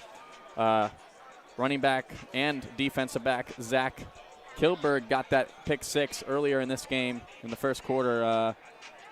Nothing really going for the Vikings offense. We'll see what they can do to turn around, and they got to definitely, like you said, a lot of change need to happen on their end. Time of possession and also protecting that quarterback, I think, is a key as well. Yeah, and you got to wonder what the message in the locker room was by head coach Sam Jacobs in the locker room. What was that message to the team? You got to wonder, was he able to motivate those guys, able to come out here despite being down 24-0? Can they come out in the second half on the road, homecoming night at Desert Mountain? Can they come out and put a good performance out and possibly make this into a game? Well, if I was a coach, I would say, you got nothing to lose. You're down 24-0. You got nothing to lose on the field, so why not give 100% effort and be fierce, be physical, be everything out there on the field? Like I said, nothing to lose. That's got to be the motto of this team in the second half. If you're just joining us, it's the start of the second half. Desert Mountain leading Sunnybrook.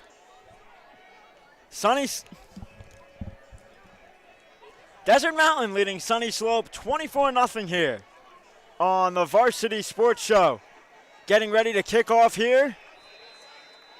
Yeah, and set to receive is Desert Mountain.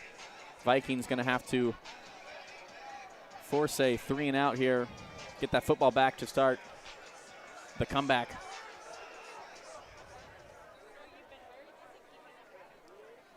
We've got 12 minutes of the third quarter, 24 minutes left in this football game, and here we go. Set to kick off and through the back of the end zone. Kind of funny, that referee looked like he was almost in the way, and Desert Mountain not able to return that one. They let it go to the back of the end zone, and we'll start at the 20-yard line. Tapley and company will be back on the field. They had a really good outing. Tapley just picking apart that defense, making all the right reads. Like I said, he's only got 1 turnover, 1 interception this season. He's really, really good game manager. Does a great job protecting the football and just leading his team to success. Tapley does come out to start the second half. I do expect to see McDonough, the backup quarterback. He started last game for the Wolves. Expect to see him make an appearance here, as this one's going to be handed off to Kilberg up the middle. Yep, and there it is, Kilberg run. Gelman, you're going to be busy saying his name in the second half, because they will be feeding him over and over again. He picks up a nice chunky yardage here on first down, 5 yards.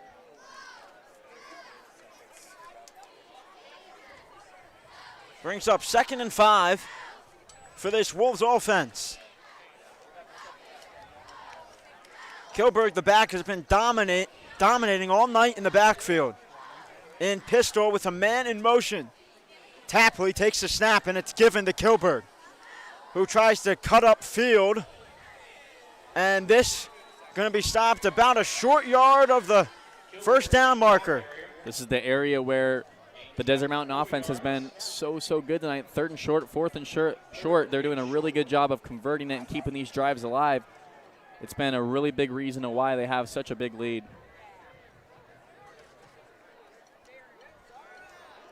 Now 3rd down for the Wolves.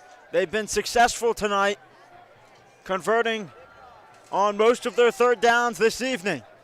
And what we've seen on these type of plays is Tapley rolling out and finding a receiver towards the sideline, running a little out route. With a man in motion, they give it to Kilberg, and he's going to be swallowed up behind the line of scrimmage.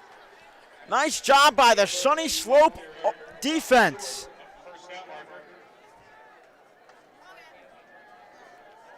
That was Chris Castillo behind the line of scrimmage coming up with the tackle. And that forces the Wolves to have to punt on their first possession here in the second half. And I believe that was the first time on 3rd and short tonight where they handed the ball off instead of having Tapley roll out and find a receiver running an out route like I mentioned. So they kind of went away from what was successful earlier. This is a nice punt. Yeah, this one booted high and going to be touched at about the 31. And this will be the best starting field position for the Sunny Slope offense. Led by quarterback Tanner Doust. See what they can do here. Not the most successful first half of football. 2 turnovers coming in the first quarter, both interceptions, 1 a pick 6. See if Tanner Doust can bounce back here in the second half. He's thrown 9 touchdowns this season. Completion percentage just over 50%. As Doust is going to hand this one off to start the half to Cotto. This one for about 9. And just the start that this Vikings offense was looking for. Yeah, nice run by Cotto. He was stumbling a little bit, but kept his legs chugging and picked up all of what he could get. That was 9 yards on first down. Nice run to maybe be a spark to something here on a drive. Brings up 2nd and short. Doust is going to keep this one himself. He cuts inside, and he's able to get the first down. Nice job cutting upfield by Tanner Doust, the quarterback keeper there. And they move the chain. So a first down for Sunny Slope on their first offensive possession of the second half. Able to get the ball moving, possibly get some momentum, down 24-0 here. As it's going to be handed off to Cotto, just a gain of about 2 there. So 3 running plays to start for Sunny Slope. Definitely trying to dominate the line of scrimmage here in the second half. Yeah, they look a lot better, and offensive success starts from the bottom to the top, and that bottom is your offensive line. They got to do a great job blocking, creating gaps, protecting the quarterback, and right now they look like a new offensive line. This looks like a new offensive attack. Doust in control of the offense. Keeps this one. Fires down the middle of the field. This one almost intercepted by Tapley. A very dangerous pass. That's a very tall defensive back there. It's hard to throw it over his head. And he sent that message to Doust there as he tried to force one in there. Yeah, Doust trying to get that one in between 2 defenders. Not able to squeeze it through there. Brings up 3rd and 8. So another 3rd down. They're 1 for 5 tonight on 3rd downs. They've caught themselves in 3rd and longs all night. Here comes pressure. Doust looking, facing pressure, and down he goes. The ball comes out, and it's going to be recovered by the Wolves. And the Wolves have it at the 43. I think that was Nolan Clement in there who got his hand on the football and stripped it out of the hands of Doust. That's his 3rd turnover tonight. He's got 2 interceptions and a fumble. And it's all due to the fact that this defense has been able to get pressure on Doust. There's really nothing he can do. They're forcing him into bad decisions, and right there you saw a really nice strip by the outside linebacker, Nolan Clement. Yeah, when Doust is faced with pressure, you can see he struggles inside the pocket. At his 3rd turnover of the game, Tapley and the offense back out on the field with the ball at the 36. Tapley looking, facing pressure. He's going to dump this one off to his tight end, who's going to be dragged down at about the 34-yard line. Bring up 2nd down, gain of about 4 on the play there. Yeah, that was Dylan Hipp, the sophomore tight end, as you mentioned. He's got a touchdown this season and 79 yards receiving. They don't utilize him too often in the offense, but he's a big target that's able to pull down, and he's tough to bring down. Big fella out there. Yeah, and it appears a late flag going to come in on the play. Appears to be on Sunny Slope based off the reaction. And it's going to be unsportsmanlike conduct after the play. And this one's going to be on the Wolves. So that's going to back the Wolves up. Desert Mountain 15 yards. It's a 2nd unsportsmanlike conduct call on the Wolves tonight. And those are huge penalties. Those are 15 yards. Yeah, something Coach Hamilton can't be happy. Yeah.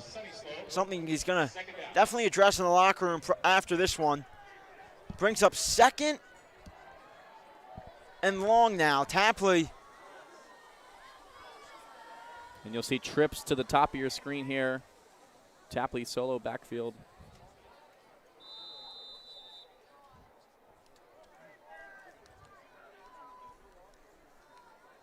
With receivers in motion, Kilberg now to the left of Tapley.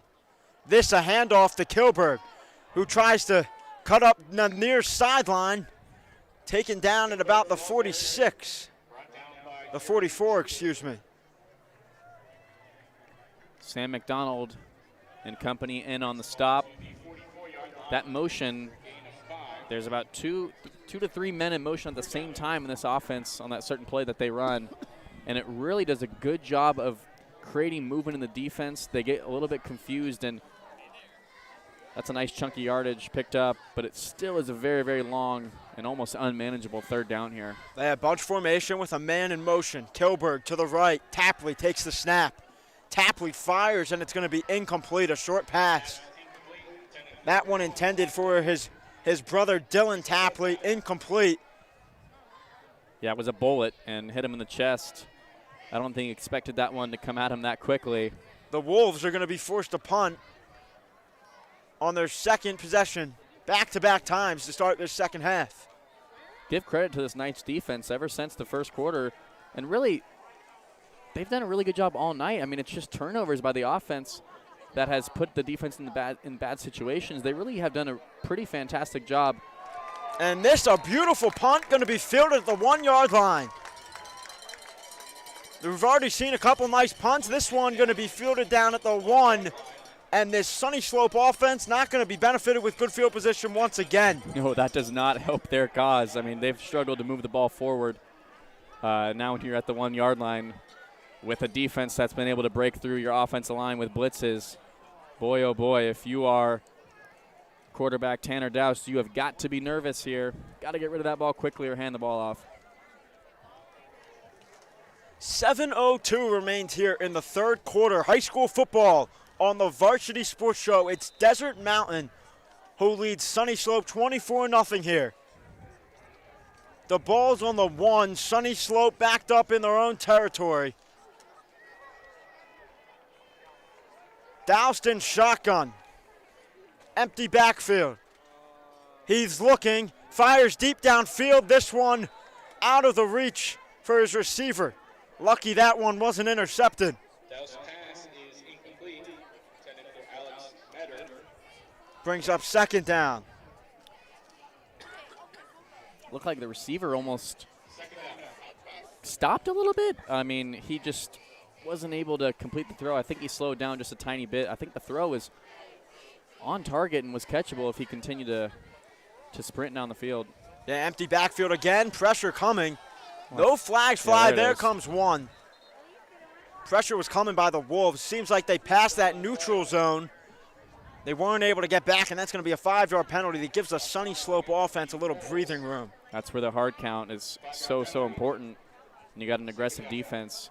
A good quarterback has to have a really, really good hard count, and Doust got him that time. I'll make it 2nd and 6 here. 6:57 remains here in the third quarter. Sunny Slope trails 24-0. Empty backfield with a man in motion. Doust looking downfield, the near sideline. This one going to be out of the reach and incomplete. Joseph Mickelson, the intended receiver there.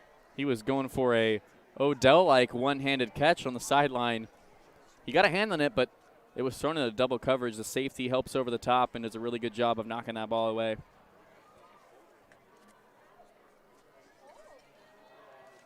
So third and manageable here. Got a chance to definitely pick up a first down and move the chains.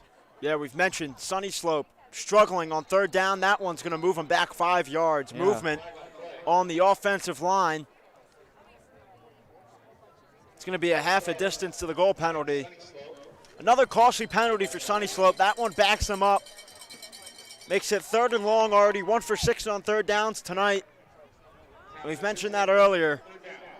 This one, another difficult one to convert in their own territory. If you want to make a comeback, those are the penalties that will kill you. And right there, you saw them Back up. And Douse is just going to keep this one himself and going to be taken down right at the line of scrimmage.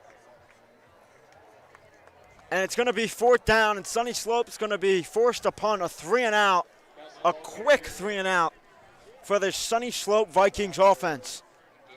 Absolutely dominant performance through 3 quarters so far for the Desert Mountain Wolves, led by head coach Conrad Hamilton. 7-1 this season, riding a 6-game winning streak.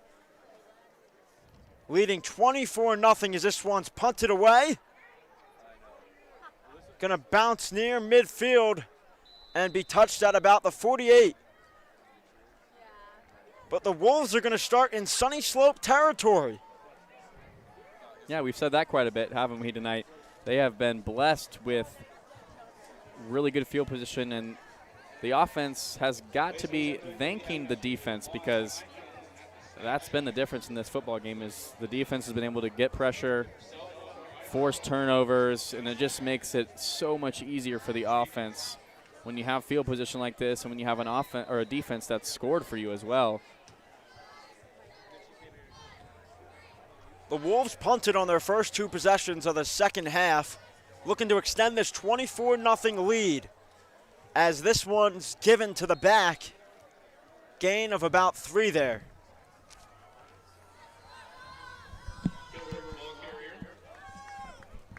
It's out to the 45-yard line after a gain of 3. 2nd down. Up 24-0 now. Obviously, the Wolves just trying to hold on the time of possession, dominate the line of scrimmage, and run this clock out with a 3-possession lead right now. In the pistol formation, Kilberg in the backfield. Tapley's gonna give this one to his brother, a slant pass as a flag flies in the middle of the field. We'll see who this one's on. It was completed to Tapley, but this one's going to come back, it appears. This one on the Wolves.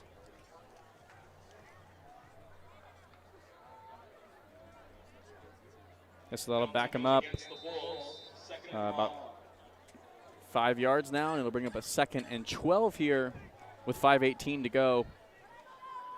Tapley doing a really fantastic job tonight, even though that play didn't count. He made a great read, found his brother on a slant there. Just taking what the defense gives him. Yeah, really showing off that arm tonight. Tapley in motion as the quarterback hands it off to Kilberg. Kilberg up the middle, and Kilberg's going to be taken down at the 46. A powerful run by the senior back. He is one tough kid and not easy to take down. He keeps chugging those legs, keeps fighting for the extra yardages, and that's what senior leadership is all about, and that's where football games are won. Those extra few yards that you fight for, it's that mentality. Clock ticks under 5 minutes here in the 3rd quarter. Kilberg to the right of Tapley. 2 receivers at the top and bottom of your screen with Kilberg in motion. Tapley firing down the middle of the field. He's got his receiver for a touchdown. That's Freeberg's 2nd tonight. He was left wide open. I think it was just a blown coverage. Tapley had great protection, saw him down the field, delivered the easy throw, and there's another 6 on the board and the 2nd touchdown tonight by Jack Freeberg.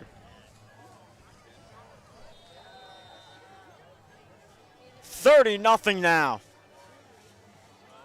And Drew Tapley putting on a performance at the quarterback position tonight. 4:22 remaining here at Desert Mountain. As that extra point is good. So the Desert Mountain Wolves lead the Sunny Slope Vikings 31-0. You're listening to high school football here on the Varsity Sports Show.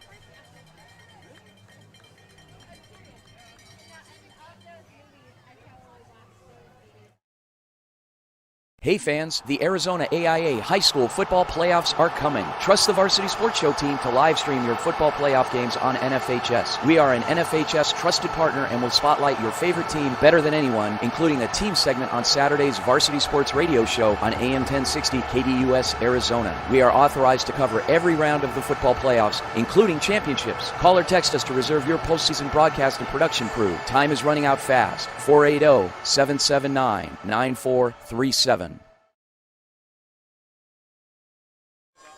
Back here in the third quarter at Desert Mountain High School, 4:22 remains here. It's 31-0. Just off a touchdown pass, Tapley to Freeburg, the second of the day. It's the first time they've been able to return it, and it doesn't really go anywhere. Yeah, Moga's going to be taken down at the 13. Once again, Sunnyslope going to start in poor field position. And Tanner Doust in this offense trying to get something going as they trail 31-0 here in the third quarter on homecoming night for the Wolves of Desert Mountain.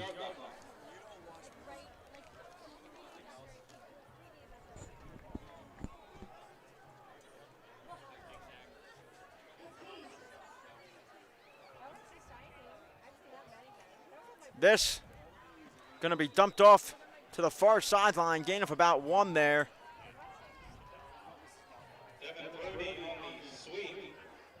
And it appears we have a quarterback change. Luke Moga is now going to be in at quarterback, the sophomore. You saw him at receiver and also on defense tonight.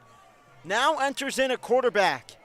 He's thrown 24 passes, 10 for 24, 135 yards this season.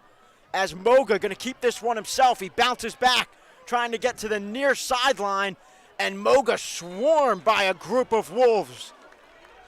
He's a different type of quarterback than Tanner Doust is.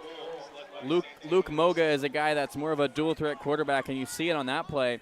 He has 36 carries for 201 yards and 2 touchdowns. So this is a guy that brings a different element to the offense. Yeah, big body quarterback, 5 receivers wide. It's 3rd and 7 as Moga tries to hit the slant. This one's going to be intercepted. Intercepted on the near sideline by the Wolves. Flags fly. We'll see if the interception stands. But as of right now, the Wolves are going to take over on about the 27. And they will. It's a sideline warning. The Wolves take over on the 27-yard line. Wow, that was a tip pass there by Dylan Dwiggins. Wasn't able to corral it, and it was tipped up into the air. There was a really easy interception there by Desert Mountain, and they get another turnover. I believe that interception was Jack Freeburg, who just got the touchdown. He is having a really, really good game, complete game, because he's playing both sides of the ball.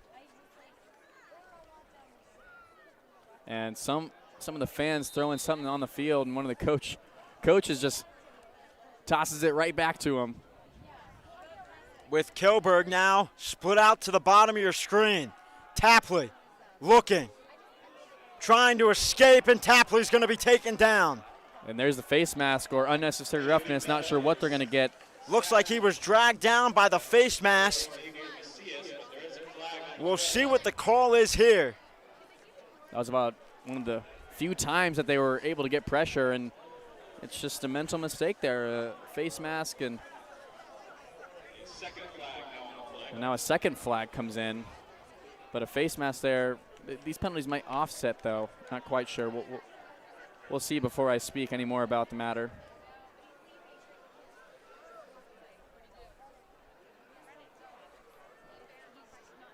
There's 3:21 to go here in Scottsdale, Arizona at Desert Mountain High School. The score is 31-0. It's been a fantastic evening here in Scottsdale, Arizona. Perfect night for football. And both penalties are going to be on the night, the Vikings.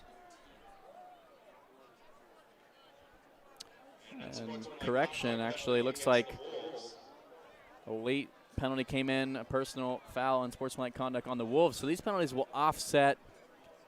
It'll be Well, it will be a face mask penalty. Then after the play is when the unsportsmanlike took place. But it looks like they are backing up about 5 yards, so I think one of the face mask. That unsportsmanlike is going to take into a play. It happened after the play, and that's going to force the Wolves to be backed up here on first down as whistles blow again. Not able to get the ball snapped here. I think it's possibly a clock issue. The referee is in close to where the football is. Signal's ready for play. 3:13 remaining here in the third quarter. 31-0. The Wolves lead the Vikings.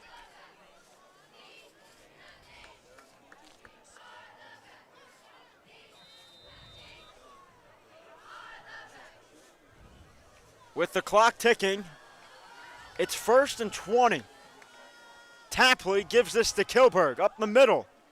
Kilberg breaking through a few tackles patiently for a gain of about 7 there. Great play call after backing up after the penalty. Picks up a really good amount of yardage back. It'll bring up second down and still more than 10 yards, about 2nd and 15 here. Remains 2nd and long. Empty backfield for Tapley. The receiver in motion. Tapley's going to pitch this. Philly special. This one goes down to Tapley. It's going to be caught down the near sideline for a reception. So the Philly special is run and completed. And that was actually to his backup quarterback. Brady McDonough catches that one. Unbelievable. Showing his ability to play multiple positions on the field. So a quarterback-to-quarterback connection. Everything working right now for Desert Mountain. And now looks like McDonough is in at quarterback. Yeah, McDonough now going to take over the duties at the quarterback position. Started last game. Completed 8 of 10 passes. McDonough going to keep this himself. Down the far sideline. McDonough cuts outside. McDonough tries to get to the pylon. And he's in. Touchdown, Wolves. Brady McDonough, his 6th touchdown run of the season. And that gives the Wolves a 37-0 lead here in the third quarter on homecoming night. Well, I guess, 2nd and 15, your back's kind of against the wall. Give the ball to Brady McDonough. Unbelievably catches it, then goes in at quarterback, takes one play, makes a couple men miss, nice few jukes and cuts, gets to the corner and gets to the pylon for the touchdown. This one now is pretty much getting close to out of hand, Alex. 38-0, 2:09. Obviously the panic button has been pushed. Yeah, that extra point is good. So with 2:09 remaining here in the third quarter, it's 38-0.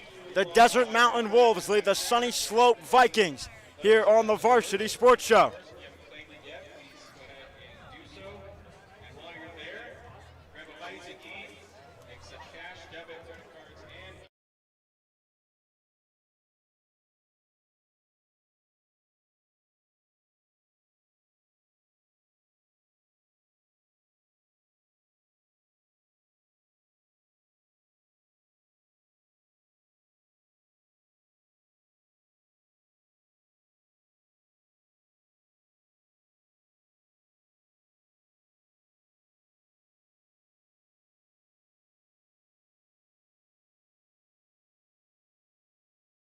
$38-0.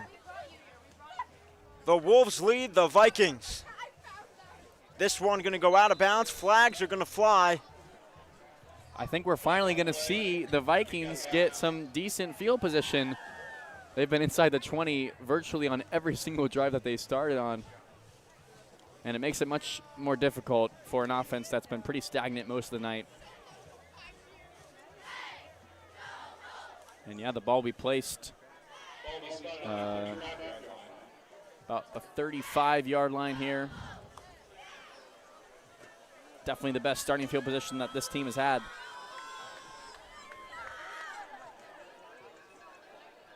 So McDonough now back in at quarterback. Excuse me. Tanner doused in. This one going to be handed off to Cotto down the near sideline for a gain of about 4. Yeah, like you said, Douse back in. It was Luke Moga on the last drive. Moga threw the interception. It wasn't entirely his fault. He was looking for his receiver, Dylan Dwiggins, and it was tipped up into the air for a very easy interception. But they're going to go back to the senior, Tanner Doust, on this drive.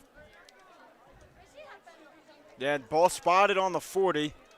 2nd and 5. With a running back to his left. Doust takes the snap. Doust fires down the middle of the field. He has Moga, and it's complete. Down to about the 42. So the largest completion for Sunnyslope comes with 1:55 remaining in the third quarter. Well, that might be why they didn't play Moga at quarterback this drive. They need him in the receiver position. He does a great job of going down the seam, going up the middle, and he was wide open, ran a really good route, and Doust found him for one of their biggest plays of the night. So Sunnyslope now moving the football with Moga in motion. Doust takes the snap. This one going to be incomplete down the middle of the field, but flags fly. This one could be PI. Yep, Doust was calling for it, and he was correct. I think there was a hold there, and this one will be against the Wolves here. So all of a sudden, despite being down 38-0, Sunnyslope starting to move the football. They started with the ball on the 35-yard line, their best field position of the evening, and now the ball is on the Wolves' 23. And a chance for Sunnyslope to get on the board for the first time tonight. It's a good test here also for Desert Mountain. Test that red zone defense. Douse going to hand this one off to Cotto. And this one, gain of a few there, brings up 2nd down. Clock continues to tick, 1:30 remaining in the third quarter now. Look like they got a little bit more of a pep in their step on this drive here. They're playing a little bit quicker, a little bit faster. They look more sharp. Doust has a little bit more protection. Yeah, Doust going to hand this one off again to Cotto up the middle. And Cotto trying to fight for yardage past the 15 and to about the 14 goes Cotto. Brings up 3rd down now.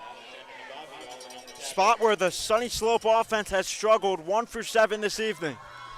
And I like the gang tackle there. A lot of the Desert Mountain guys flying around. You saw Kilberg in there. You saw Nolan Clement in there. They do a great job of going to the football and making sure that offensive player is on the ground.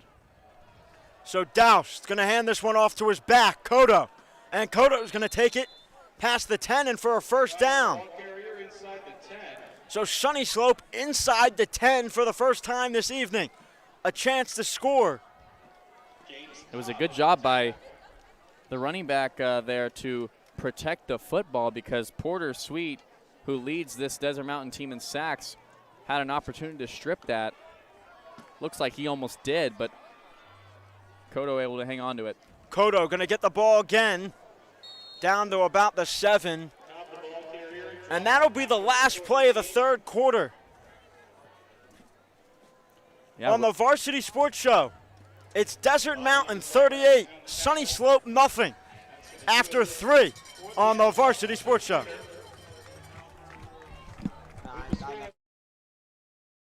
Thank you for listening to the Varsity Sports Show. Our mission is to empower education and enable dreams, creating a platform to promote young people in extracurricular activities and community outreach. If you are interested in partnering up with the Varsity Sports Show, find us on Twitter, Facebook, Instagram, or call or text us at 480-779-9437. The Varsity Sports Show. That ball is a fumble. You took it, you tucked it away, and you ran. Arizona's home for youth, high school, college, and you. Hey guys, Vince here to talk to you about a good friend of mine named Bob Jenkins. Bob is a Marine Corps veteran. Bob and his younger brother DJ own Vets Built Contracting. For 5 years, they've been hiring and putting veterans to work. Vets Built is licensed, bonded, and insured, both residential and commercial, specializing in renovations, remodeling, new build, casitas, safe rooms, or small commercial TI work. If you're a skilled veteran looking for work, a homeowner in need of work, or a commercial business needing TI work, please call Bob or DJ at Vets Built at 480-584-3675. Back here on the Varsity Sports Show, it's the fourth quarter high school football at Desert Mountain High School. 38-0. The Wolves lead the Sunnyslope Vikings. The Wolves dominating all of tonight's game. They got off to a 14-0 start in the first quarter, coming off 2 turnovers. Alex Gelman alongside Jack Pearson up in the broadcast booth. Timeout's going to be called on the first play of the fourth quarter. You don't see that very much often. Yeah, definitely an anomaly. I mean, they just had a break, right?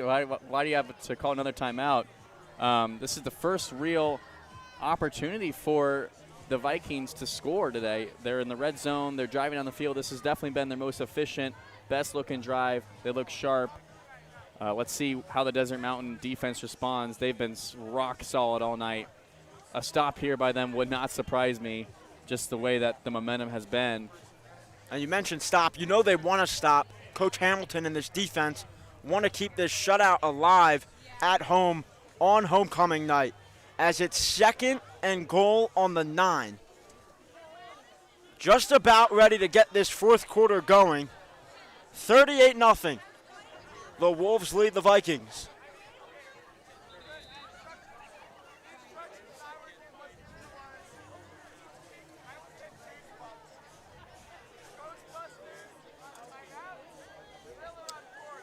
First play of the fourth quarter is about to begin. As Douse going to be under center for the first time this evening. He's going to go deep to his receiver in the corner, and it's going to be incomplete, a fade route. Saw the ref maybe going for the flag there. None are thrown. It's going to be 3rd down. Dylan Dwiggins ran a perfect route. I think he just timed the jump wrong. Maybe got tripped up a little bit, and that's why the referee was debating whether to throw the flag or not. But I think it was just kind of both of them got tangled up. And Dwiggins, if he times that correctly, that's an easy touchdown. 2 for 8 tonight on 3rd downs is Sunnyslope. It's 3rd and goal. This one going to be handed off to Kodo. A gain of just 1. An interesting play call there. That brings up 4th and goal on the 8. Yeah, very long 4th and goal, obviously. You said 8 yards to go. Looks like they're just going to try to get some points on the board, bring the field goal unit out there. They don't want to get shut out, so might as well put some points on the board here with your kicker. Give him some reps as well.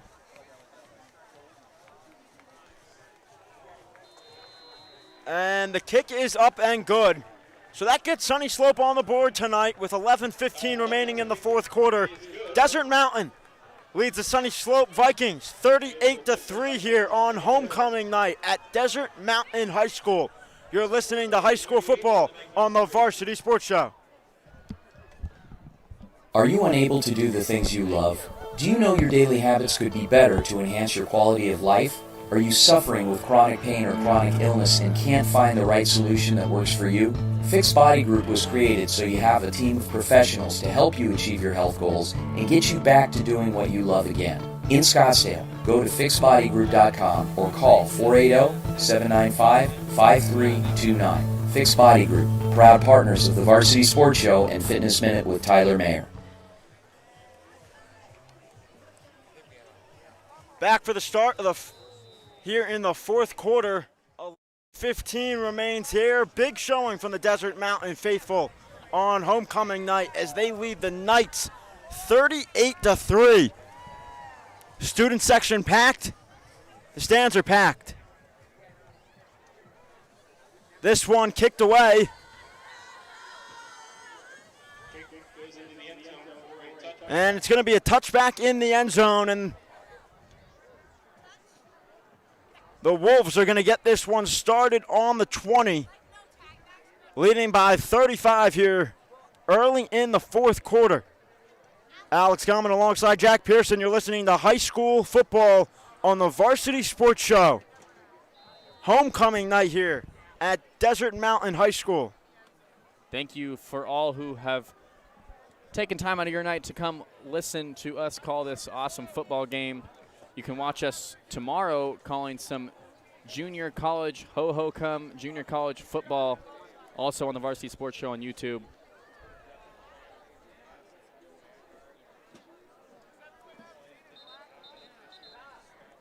First and 10 as flags fly early. It's going to be a delay game, and that'll back the offense up 5. Slow start to the fourth quarter here in Scottsdale, Arizona.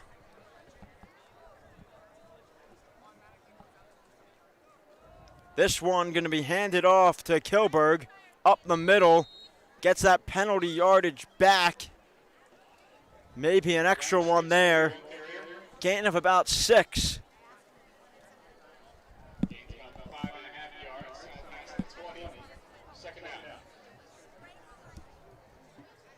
Winner of this football game really takes control of the conference. So right now looking like Desert Mountain going to stay undefeated in conference play. They'll be 4-0 if they hold on to this 35-point lead here with 10:35 to go. McDonough going to keep this one himself, trying to break out the near sideline. Fumbled it as he went out of bounds. He gains about 3. Bring up third and five, excuse me, for the sophomore McDonough as he leads this offense here in the second half. McDonough started last game, went 8 for 10 passing with 1 touchdown, dominated on the run game, also 2 rushing touchdowns.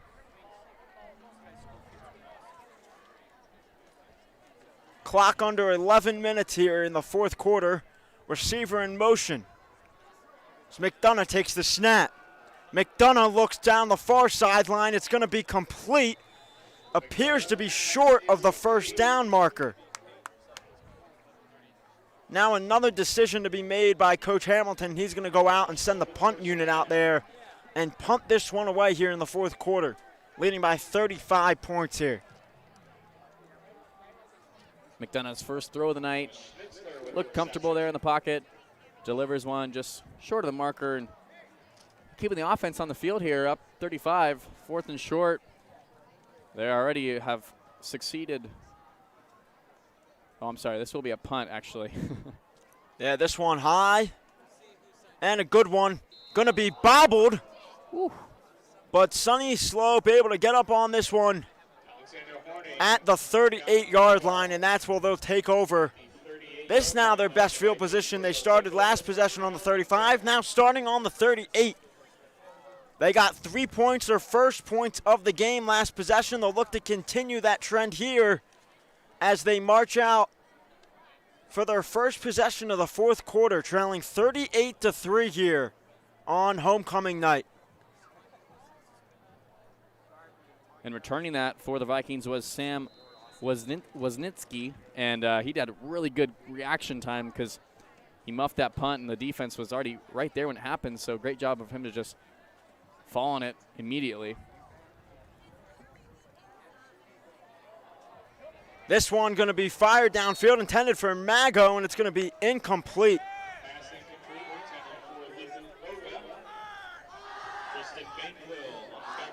Battle of both the number 1 players. That's the number on their jersey I'm alluding to.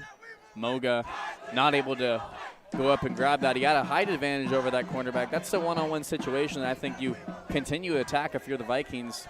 I think you like that matchup there with a taller receiver in Moga. 2nd and 10. Doused, firing down the sideline. This one, dive and grab. Was he in, though, is the question. It's hard to see from this angle. They're going to say he was out of bounds, didn't get a foot in. Nice effort there by the receiver, but that'll bring up 3rd and down, 3rd and long. They're starting to take some shots down the field, and I like it. Both throws on target. Let's see what they do here on another 3rd and long. And now a stoppage of play, a flag here. That's going to move up the Sunny Slope offense 5 yards. Offsides on the defense. Make it 3rd and manageable now, 3rd and 5. 9:26 in the 4th quarter, 38-3. The Wolves lead the Vikings.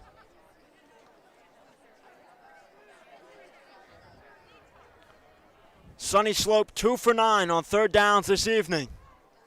In shotgun. 3 receivers, the bottom, 1 at the top. Douse takes the snap, fires to Mago, and it's complete for the 1st down. Quarterback to quarterback connection there. And Sunny Slope is able to move the chains. Yep, that penalty paid dividends for the offense. Right there you saw the quarterback to quarterback connection, as you mentioned, and Luke Moga just a 5-yard curl out. It's that simple, and it was a really nice bullet delivered right into the chest of Moga by Doust, and they pick up the 1st down and continue this drive. Clock continues to tick under 9 here in the 4th quarter as Doust takes the snap. Doust looks down the middle of the field, and he completes it to his receiver down to about the 30. Pass is complete to Alex Metter. Alex Metter with the reception, his 1st of the night. Big gain for Sunny Slope as they move the chains again. Back-to-back 1st downs. And we have our 3rd injury of the night. This time a Desert Mountain player is down here. He's on one knee here as the trainer goes over to check on him. Maybe he just got the wind knocked out of him. That was my guess. It was a pretty big collision after the catch by Alex Metter. Metter, the senior wide receiver, he's 5'9", 150 pounds.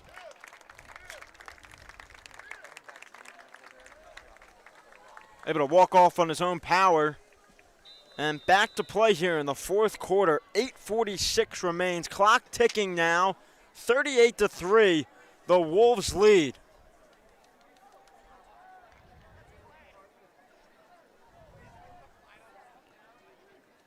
In pistol is Doust with 3 at the bottom of your screen, 1 at the top. Doust takes the snap. Doust fires down the near sideline. It's complete and into the end zone. Go the Vikings. Their 1st touchdown of the night. Chris Castillo on the receiving end of the touchdown. And Sunny Slope finally gets into the end zone with 8:19 left in the 4th quarter. Very, very dangerous throw. It paid off. Obviously, they got a touchdown there. Tristan Banquil, the cornerback, had a chance at it. I think just timed it incorrectly. Jumped too early. The ball was just tossed just inches over his hands and right into the hands of Castillo. So the 1st touchdown of the night for the Vikings. And now the score 10-38. And that extra point is good. So with 8:19 remaining in the 4th quarter, the Desert Mountain Wolves lead the Sunny Slope Vikings 38-10 on the Varsity Sports Show. Training Better Athletes was founded by renowned football coach Ron Sowers with the philosophy of training well-rounded young people in mind and body. TBA is the go-to for middle schoolers through the pros. Coach Sowers has worked with all sports but specializes in football offensive and defensive line skills training. Whether it's one-on-one or group training, reach out to Coach Sowers at trainingbeterathletes.com or call him at 602-435-9064. You can't cheat the grind.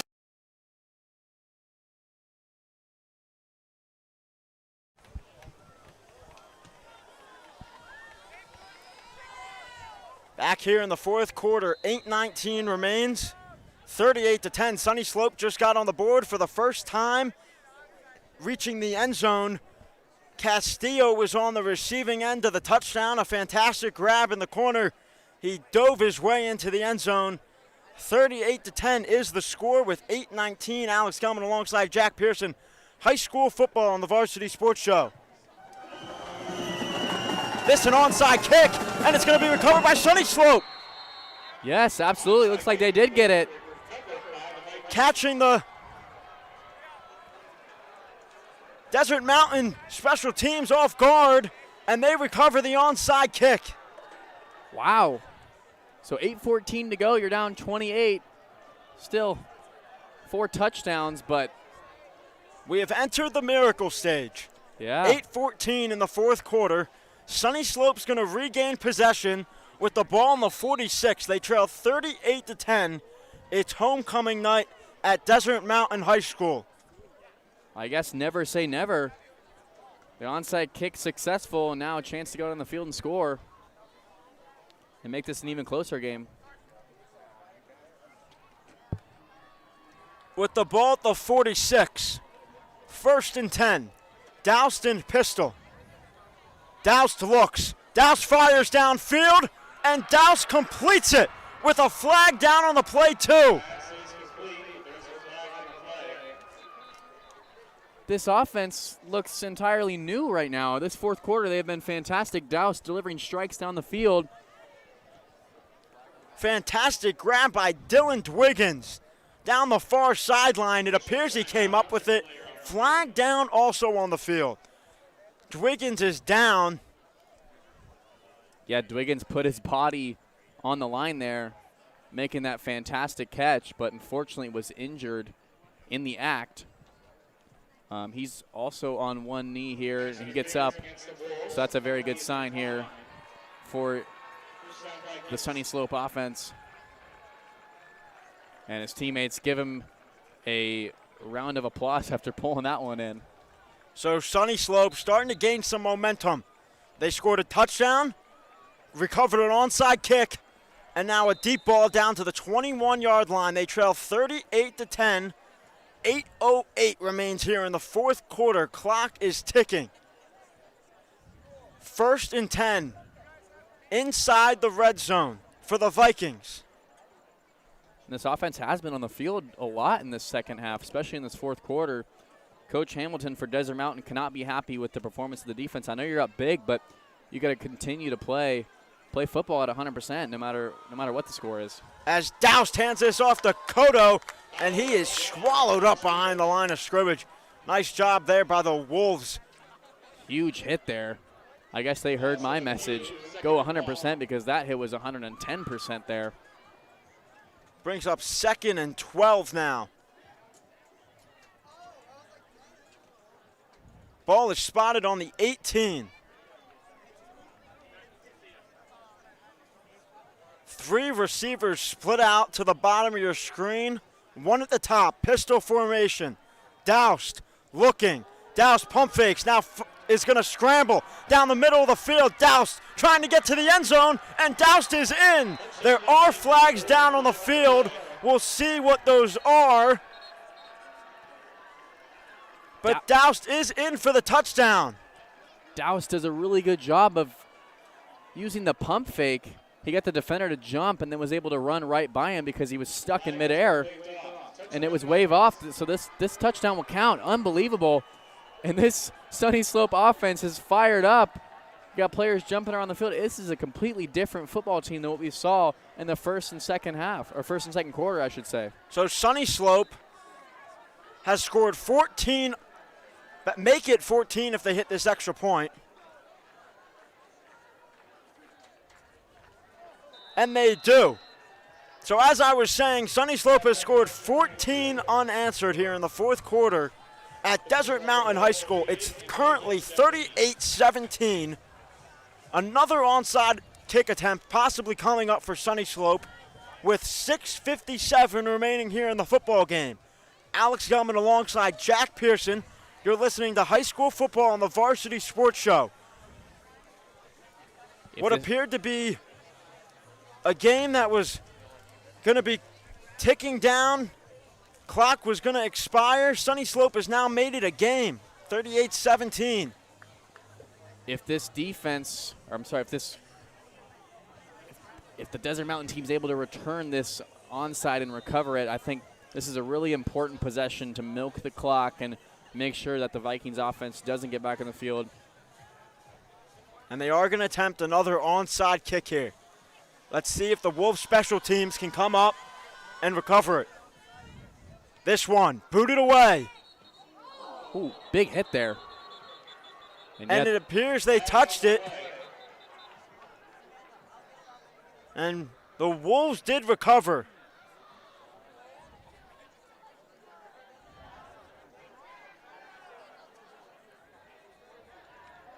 I wonder if that penalty has something to do with the hit that happened in midair after the recovery. I don't think it did, but a lot to organize here as the refs get together. Nice job by the hands team, though, of Desert Mountain, able to go up and grab that football at its peak there, protect it, takes the hit, and still is able to hold on to it. So that was a really good job there by the hands team. Looks like they're going to have to re-kick here as both special teams coming back out onto the field. Yeah, you'll see the ref circled up on your screen discussing all that needs to happen here.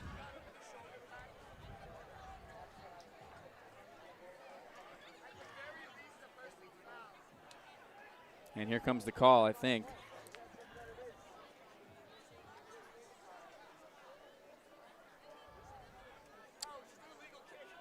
And it was an illegal procedure. And they're going to re-kick now.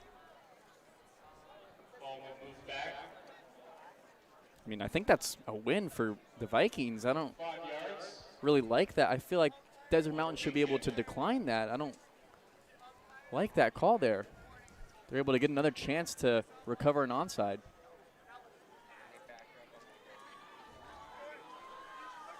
Remember, on an onside kick, the ball must travel 10 yards until the kicking team can touch and recover it. Sunnyslope ready to get underway. And now whistles blow again. See what the ruling is here. Another illegal procedure. Vikings obviously doing something wrong. And they'll back up another 5 yards here. Ball now on the 30-yard line. Was originally at the 40.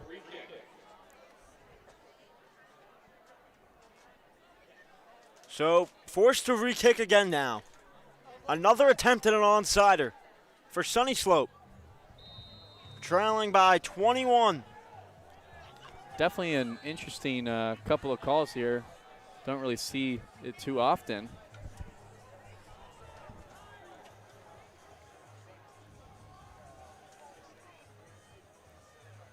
This one booted away. Not touched, and it's not going to travel 10 yards. Couple of the Vikings players maybe blowing on it, using their hands to get the ball moving, but obviously that one's going to stay there. So the Wolves will take over on the 35-yard line. 6:57 remains here in the fourth quarter of play. It's 38-17. Desert Mountain leads Sunnyslope. This one almost all but over. Clock will run out most likely. McDonough back in at quarterback as well. He's been the feature back for the last 3 possessions now. With receivers in motion. McDonough hands this one off to his back, Kilberg. Kilberg makes a man miss. Kilberg cuts upfield, and Kilberg is going to take it into the end zone for a touchdown. What a run by the senior, Zach Kilberg. And they take a 44-17 lead here in the fourth quarter. A fantastic juke move, and I think it's safe to say that that was the dagger in this football game. Any life that the Vikings team just had by those 17 unanswered points have come to an end. Zach Kilberg, a big game, a pick 6 today, a couple of touchdowns, and Desert Mountain is rolling in this football game. 44-17, and now 45-17 as that extra point is good. That extra point is good. So with 6:46 remaining in the fourth quarter, Desert Mountain leads Sunny Slope 45-17. And until that moment, this crowd was awfully quiet, have a big lead, but Sunny Slope was looking really, really good offensively and starting to make somewhat of a comeback. Crowd erupted after that awesome run there by Zach Kilberg, the senior who is putting on a show on homecoming night in front of a big crowd here.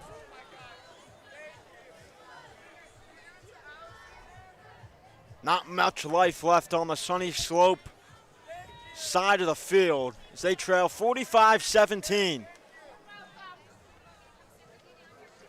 Appreciate you all listening to high school football on the Varsity Sports Show, homecoming night at Desert Mountain High School.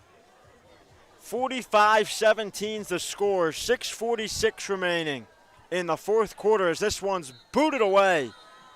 And it's going to go through the end zone for a touchback. Now whistles blow. Don't know if this play even counted. Do we have another re-kick? I mean, this will be our third one in the last 3 kickoffs. So another re-kick here. Can't say you've ever seen this many re-kicks in a competitive football game before. But nonetheless, here we are. Another kickoff for the Wolves with 6:46 here in the fourth quarter. We try it again. Yeah, apparently these referees very picky about the procedure of the kickoff. Rules are rules, Jack. Yeah, that's right. No matter the score. As the Wolves boot this one away. 45-17 lead here in the fourth quarter as this one going to be fielded by Maga. And he takes this to the 40. And Moga down to the 45. That's the penalty. It kind of costs you. You get to back up another 5 yards, and the kick not going to get to the end zone. All of a sudden, this ball is returnable. And that's a very athletic sophomore playmaker in Luke Moga there. He's had a pretty nice game tonight, makes a good return, and they are in good field position here at the 41-yard line. Sunny Slope scored on each of their last 2 possessions. Both touchdown drives. See if they can continue the same trend here. In pistol, 2 receivers at the bottom of your screen, 1 at the top, 1 in motion now. As Moga, now in at quarterback, keeps it himself, and he's going to be taken down at the 45.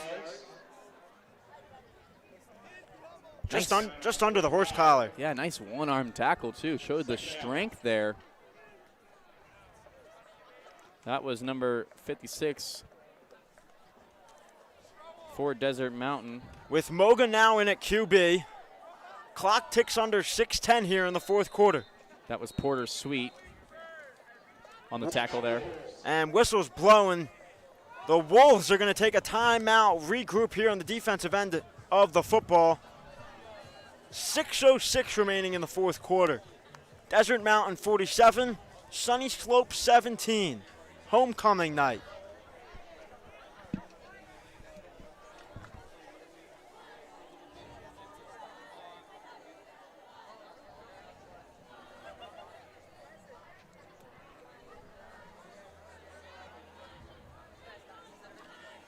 The energy here at Desert Mountain has been stellar throughout the night.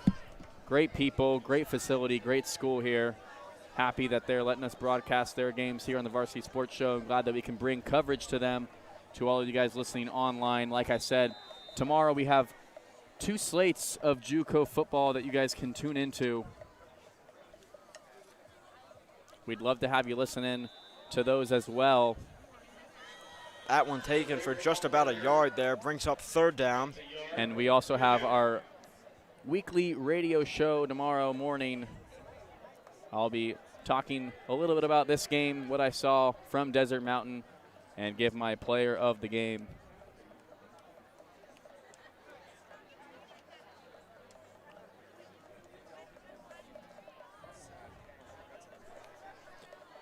It's 3rd and 5.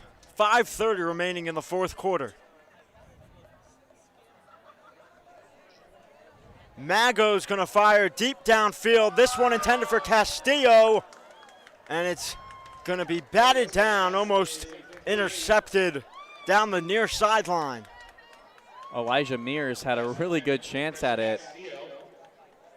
Dropped it as he tried to come down with it. But it's going to be a punt here. Desert Mountain will get the football back with 5:20 to go. Up big, 45-17 here.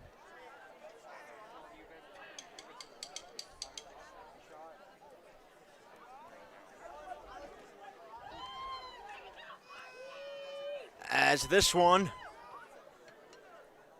booted away and out of bounds at about the 24. Goes out of bounds. It's like we spot it near the 25, where the Wolves will take over. First down and 10.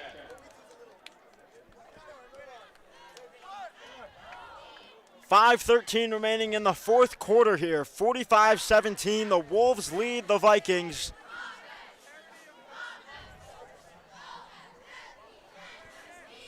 McDonough remains in at quarterback. Yeah, nice to see McDonough get some reps here. He's definitely a quarterback that will be the future of this offense. The sophomore, 6 foot, 180 pounds. He's played well tonight, and he's shown signs of what he's going to be able to do in the upcoming 2 years. As Kilberg gets the carry, gain of about 5 there.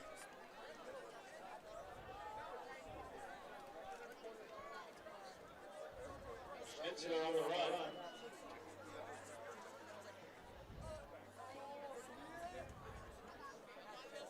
After the conclusion of this game, we hope all of you guys have a great weekend, the holiday weekend, Halloween.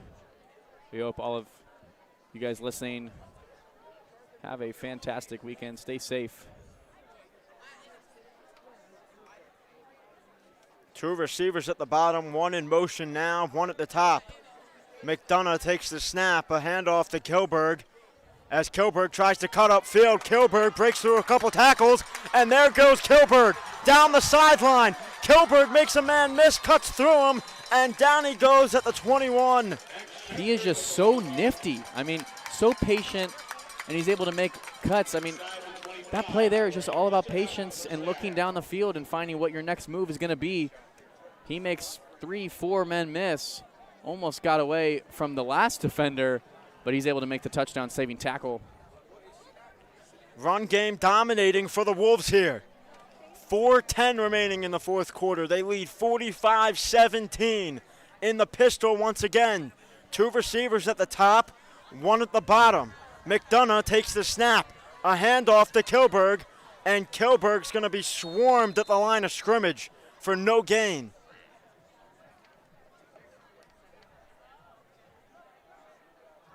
That time the Vikings expecting run. They load the box, the defensive front in there, fill the gaps correctly, make the tackle for no gain here.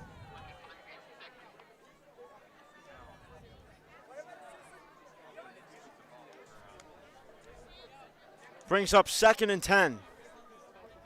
Clock continuing to tick down in the fourth quarter. 2 receivers split out to the top of your screen. As McDonough takes the snap, it's handed off to. This one handed off to Schnitzler. Just a couple on the gain. Ryan Schnitzler, another senior running back that gets a touch here on the season. He has, coming into this game, he's got 85 yards, a touchdown. He's averaging 10 yards a game. 12 yards a game and 10 yards a carry. Definitely more of an explosive back. He's in the backfield now. They fake the handoff to him. McDonough tries to fire down the far sideline, but incomplete, and that'll bring up 4th down. That's a tough throw on the run there. Has to throw across his body. This one delivered a little bit too low for the receiver. He tries to slide and make the adjustment, but not able to. The ball just a little bit too low. We'll see the field goal unit come on for a medium length field goal here. This is a little bit of a tester for a high school kicker. Yeah, this one will be officially a 40-yard attempt.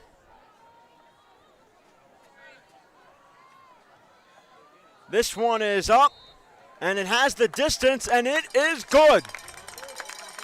So that 40-yard field goal is good. So with 2:29 remaining in the fourth quarter, the Desert Mountain Wolves lead the Sunnyslope Vikings 48-17.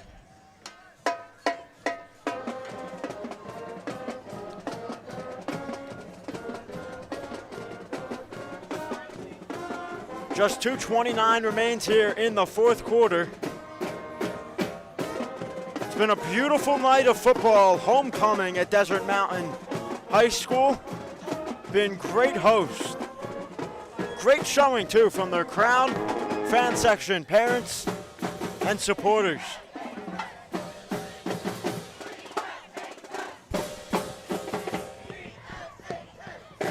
And you hear that band playing right now. That's the middle school, the local middle school band playing here in Scottsdale, Arizona at Desert Mountain High School.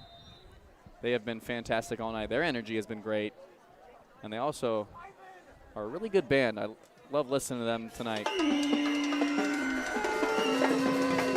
This one goes through the end zone. Sunnyslope gets this one started out on the 20 with 2:29 remaining here in the fourth quarter. 48-17, the Wolves lead the Vikings. Absolutely dominating tonight's performance. Sunnyslope scored 14 unanswered in the second half, but that was about it for their offense.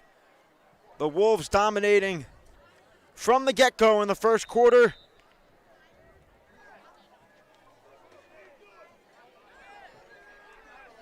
And at quarterback now, looks like it will be Moga in.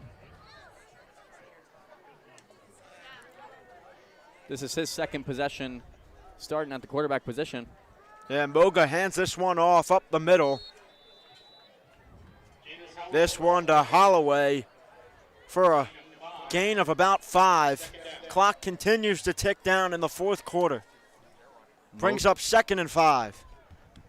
Moga also is a future quarterback for this team. He's only a sophomore. He's 6'2", 175 pounds, and you've seen glimpses of what he can do. Yeah, Moga with the run-pass option keeps this one himself, but he's going to be taken down behind the line of scrimmage.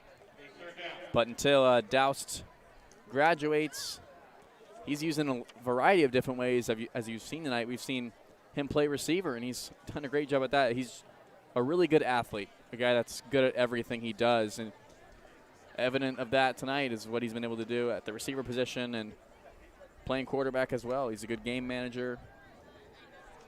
Brings up 3rd and 7. Not many opportunities left for Sunnyslope. 1 receiver at the top, 3 at the bottom. Moga looking deep down the near sideline. This one almost intercepted but incomplete. Dropped down the near sideline by the cornerback, and that's going to bring up 4th down. Second time that Elijah Mears had an interception in his hand. Not able to make it the play, though. But he's putting himself in great positions to make interceptions, and that's what matters, and that's what coaches care about. So Sunnyslope going to punt it away on their final possession here. 1:20 left in the fourth quarter. This one all but over at Desert Mountain High School. This one booted away high and deep. Beautiful punt, going to be fielded at about the 25, bobbled first, but fielded. And now going to be taken out to about the 34. So with 1:07 left, the Wolves offense will go out onto the field. 48-17, they lead. Few knees, and this one is over from Desert Mountain High School.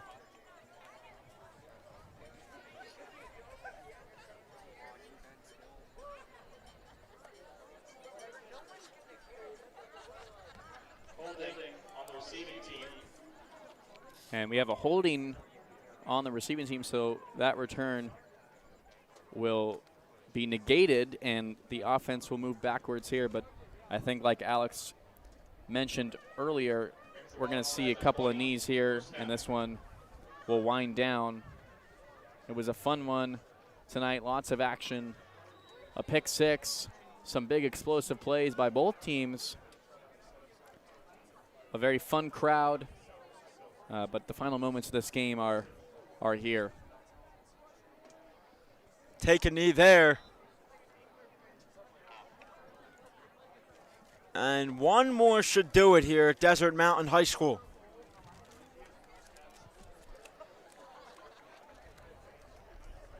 Great performance all around for the Desert Mountain Wolves.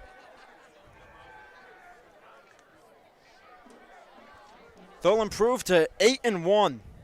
Yep, 8-1. And looking back at the game, I think this will be a preview for tomorrow's show, but I think my player of the game has to be Zach Kilberg. Did it offensively, did it defensively, put pressure on the opposition all night. Had a pick six, 2 long touchdowns. Just a fantastic night for Kilberg. And that'll do it. The final score, 48-17. Join us on Friday, November 5th for our next Friday Night Football game of the week. Live, we'll be at Cactus Shadows High School as the Falcons will take on the Desert Mountain Wolves. Kickoff is at 7 o'clock, but we'll be live at 6:45 with your pregame coverage. For our camera operators, Michael Garaffa and Ben Waddle, producer Austin Long, and technical director Bailey Leisure. And also for my partner, Jack Pearson, I'm Alex Gelman saying goodnight for the Varsity Sports Show from Desert Mountain High School.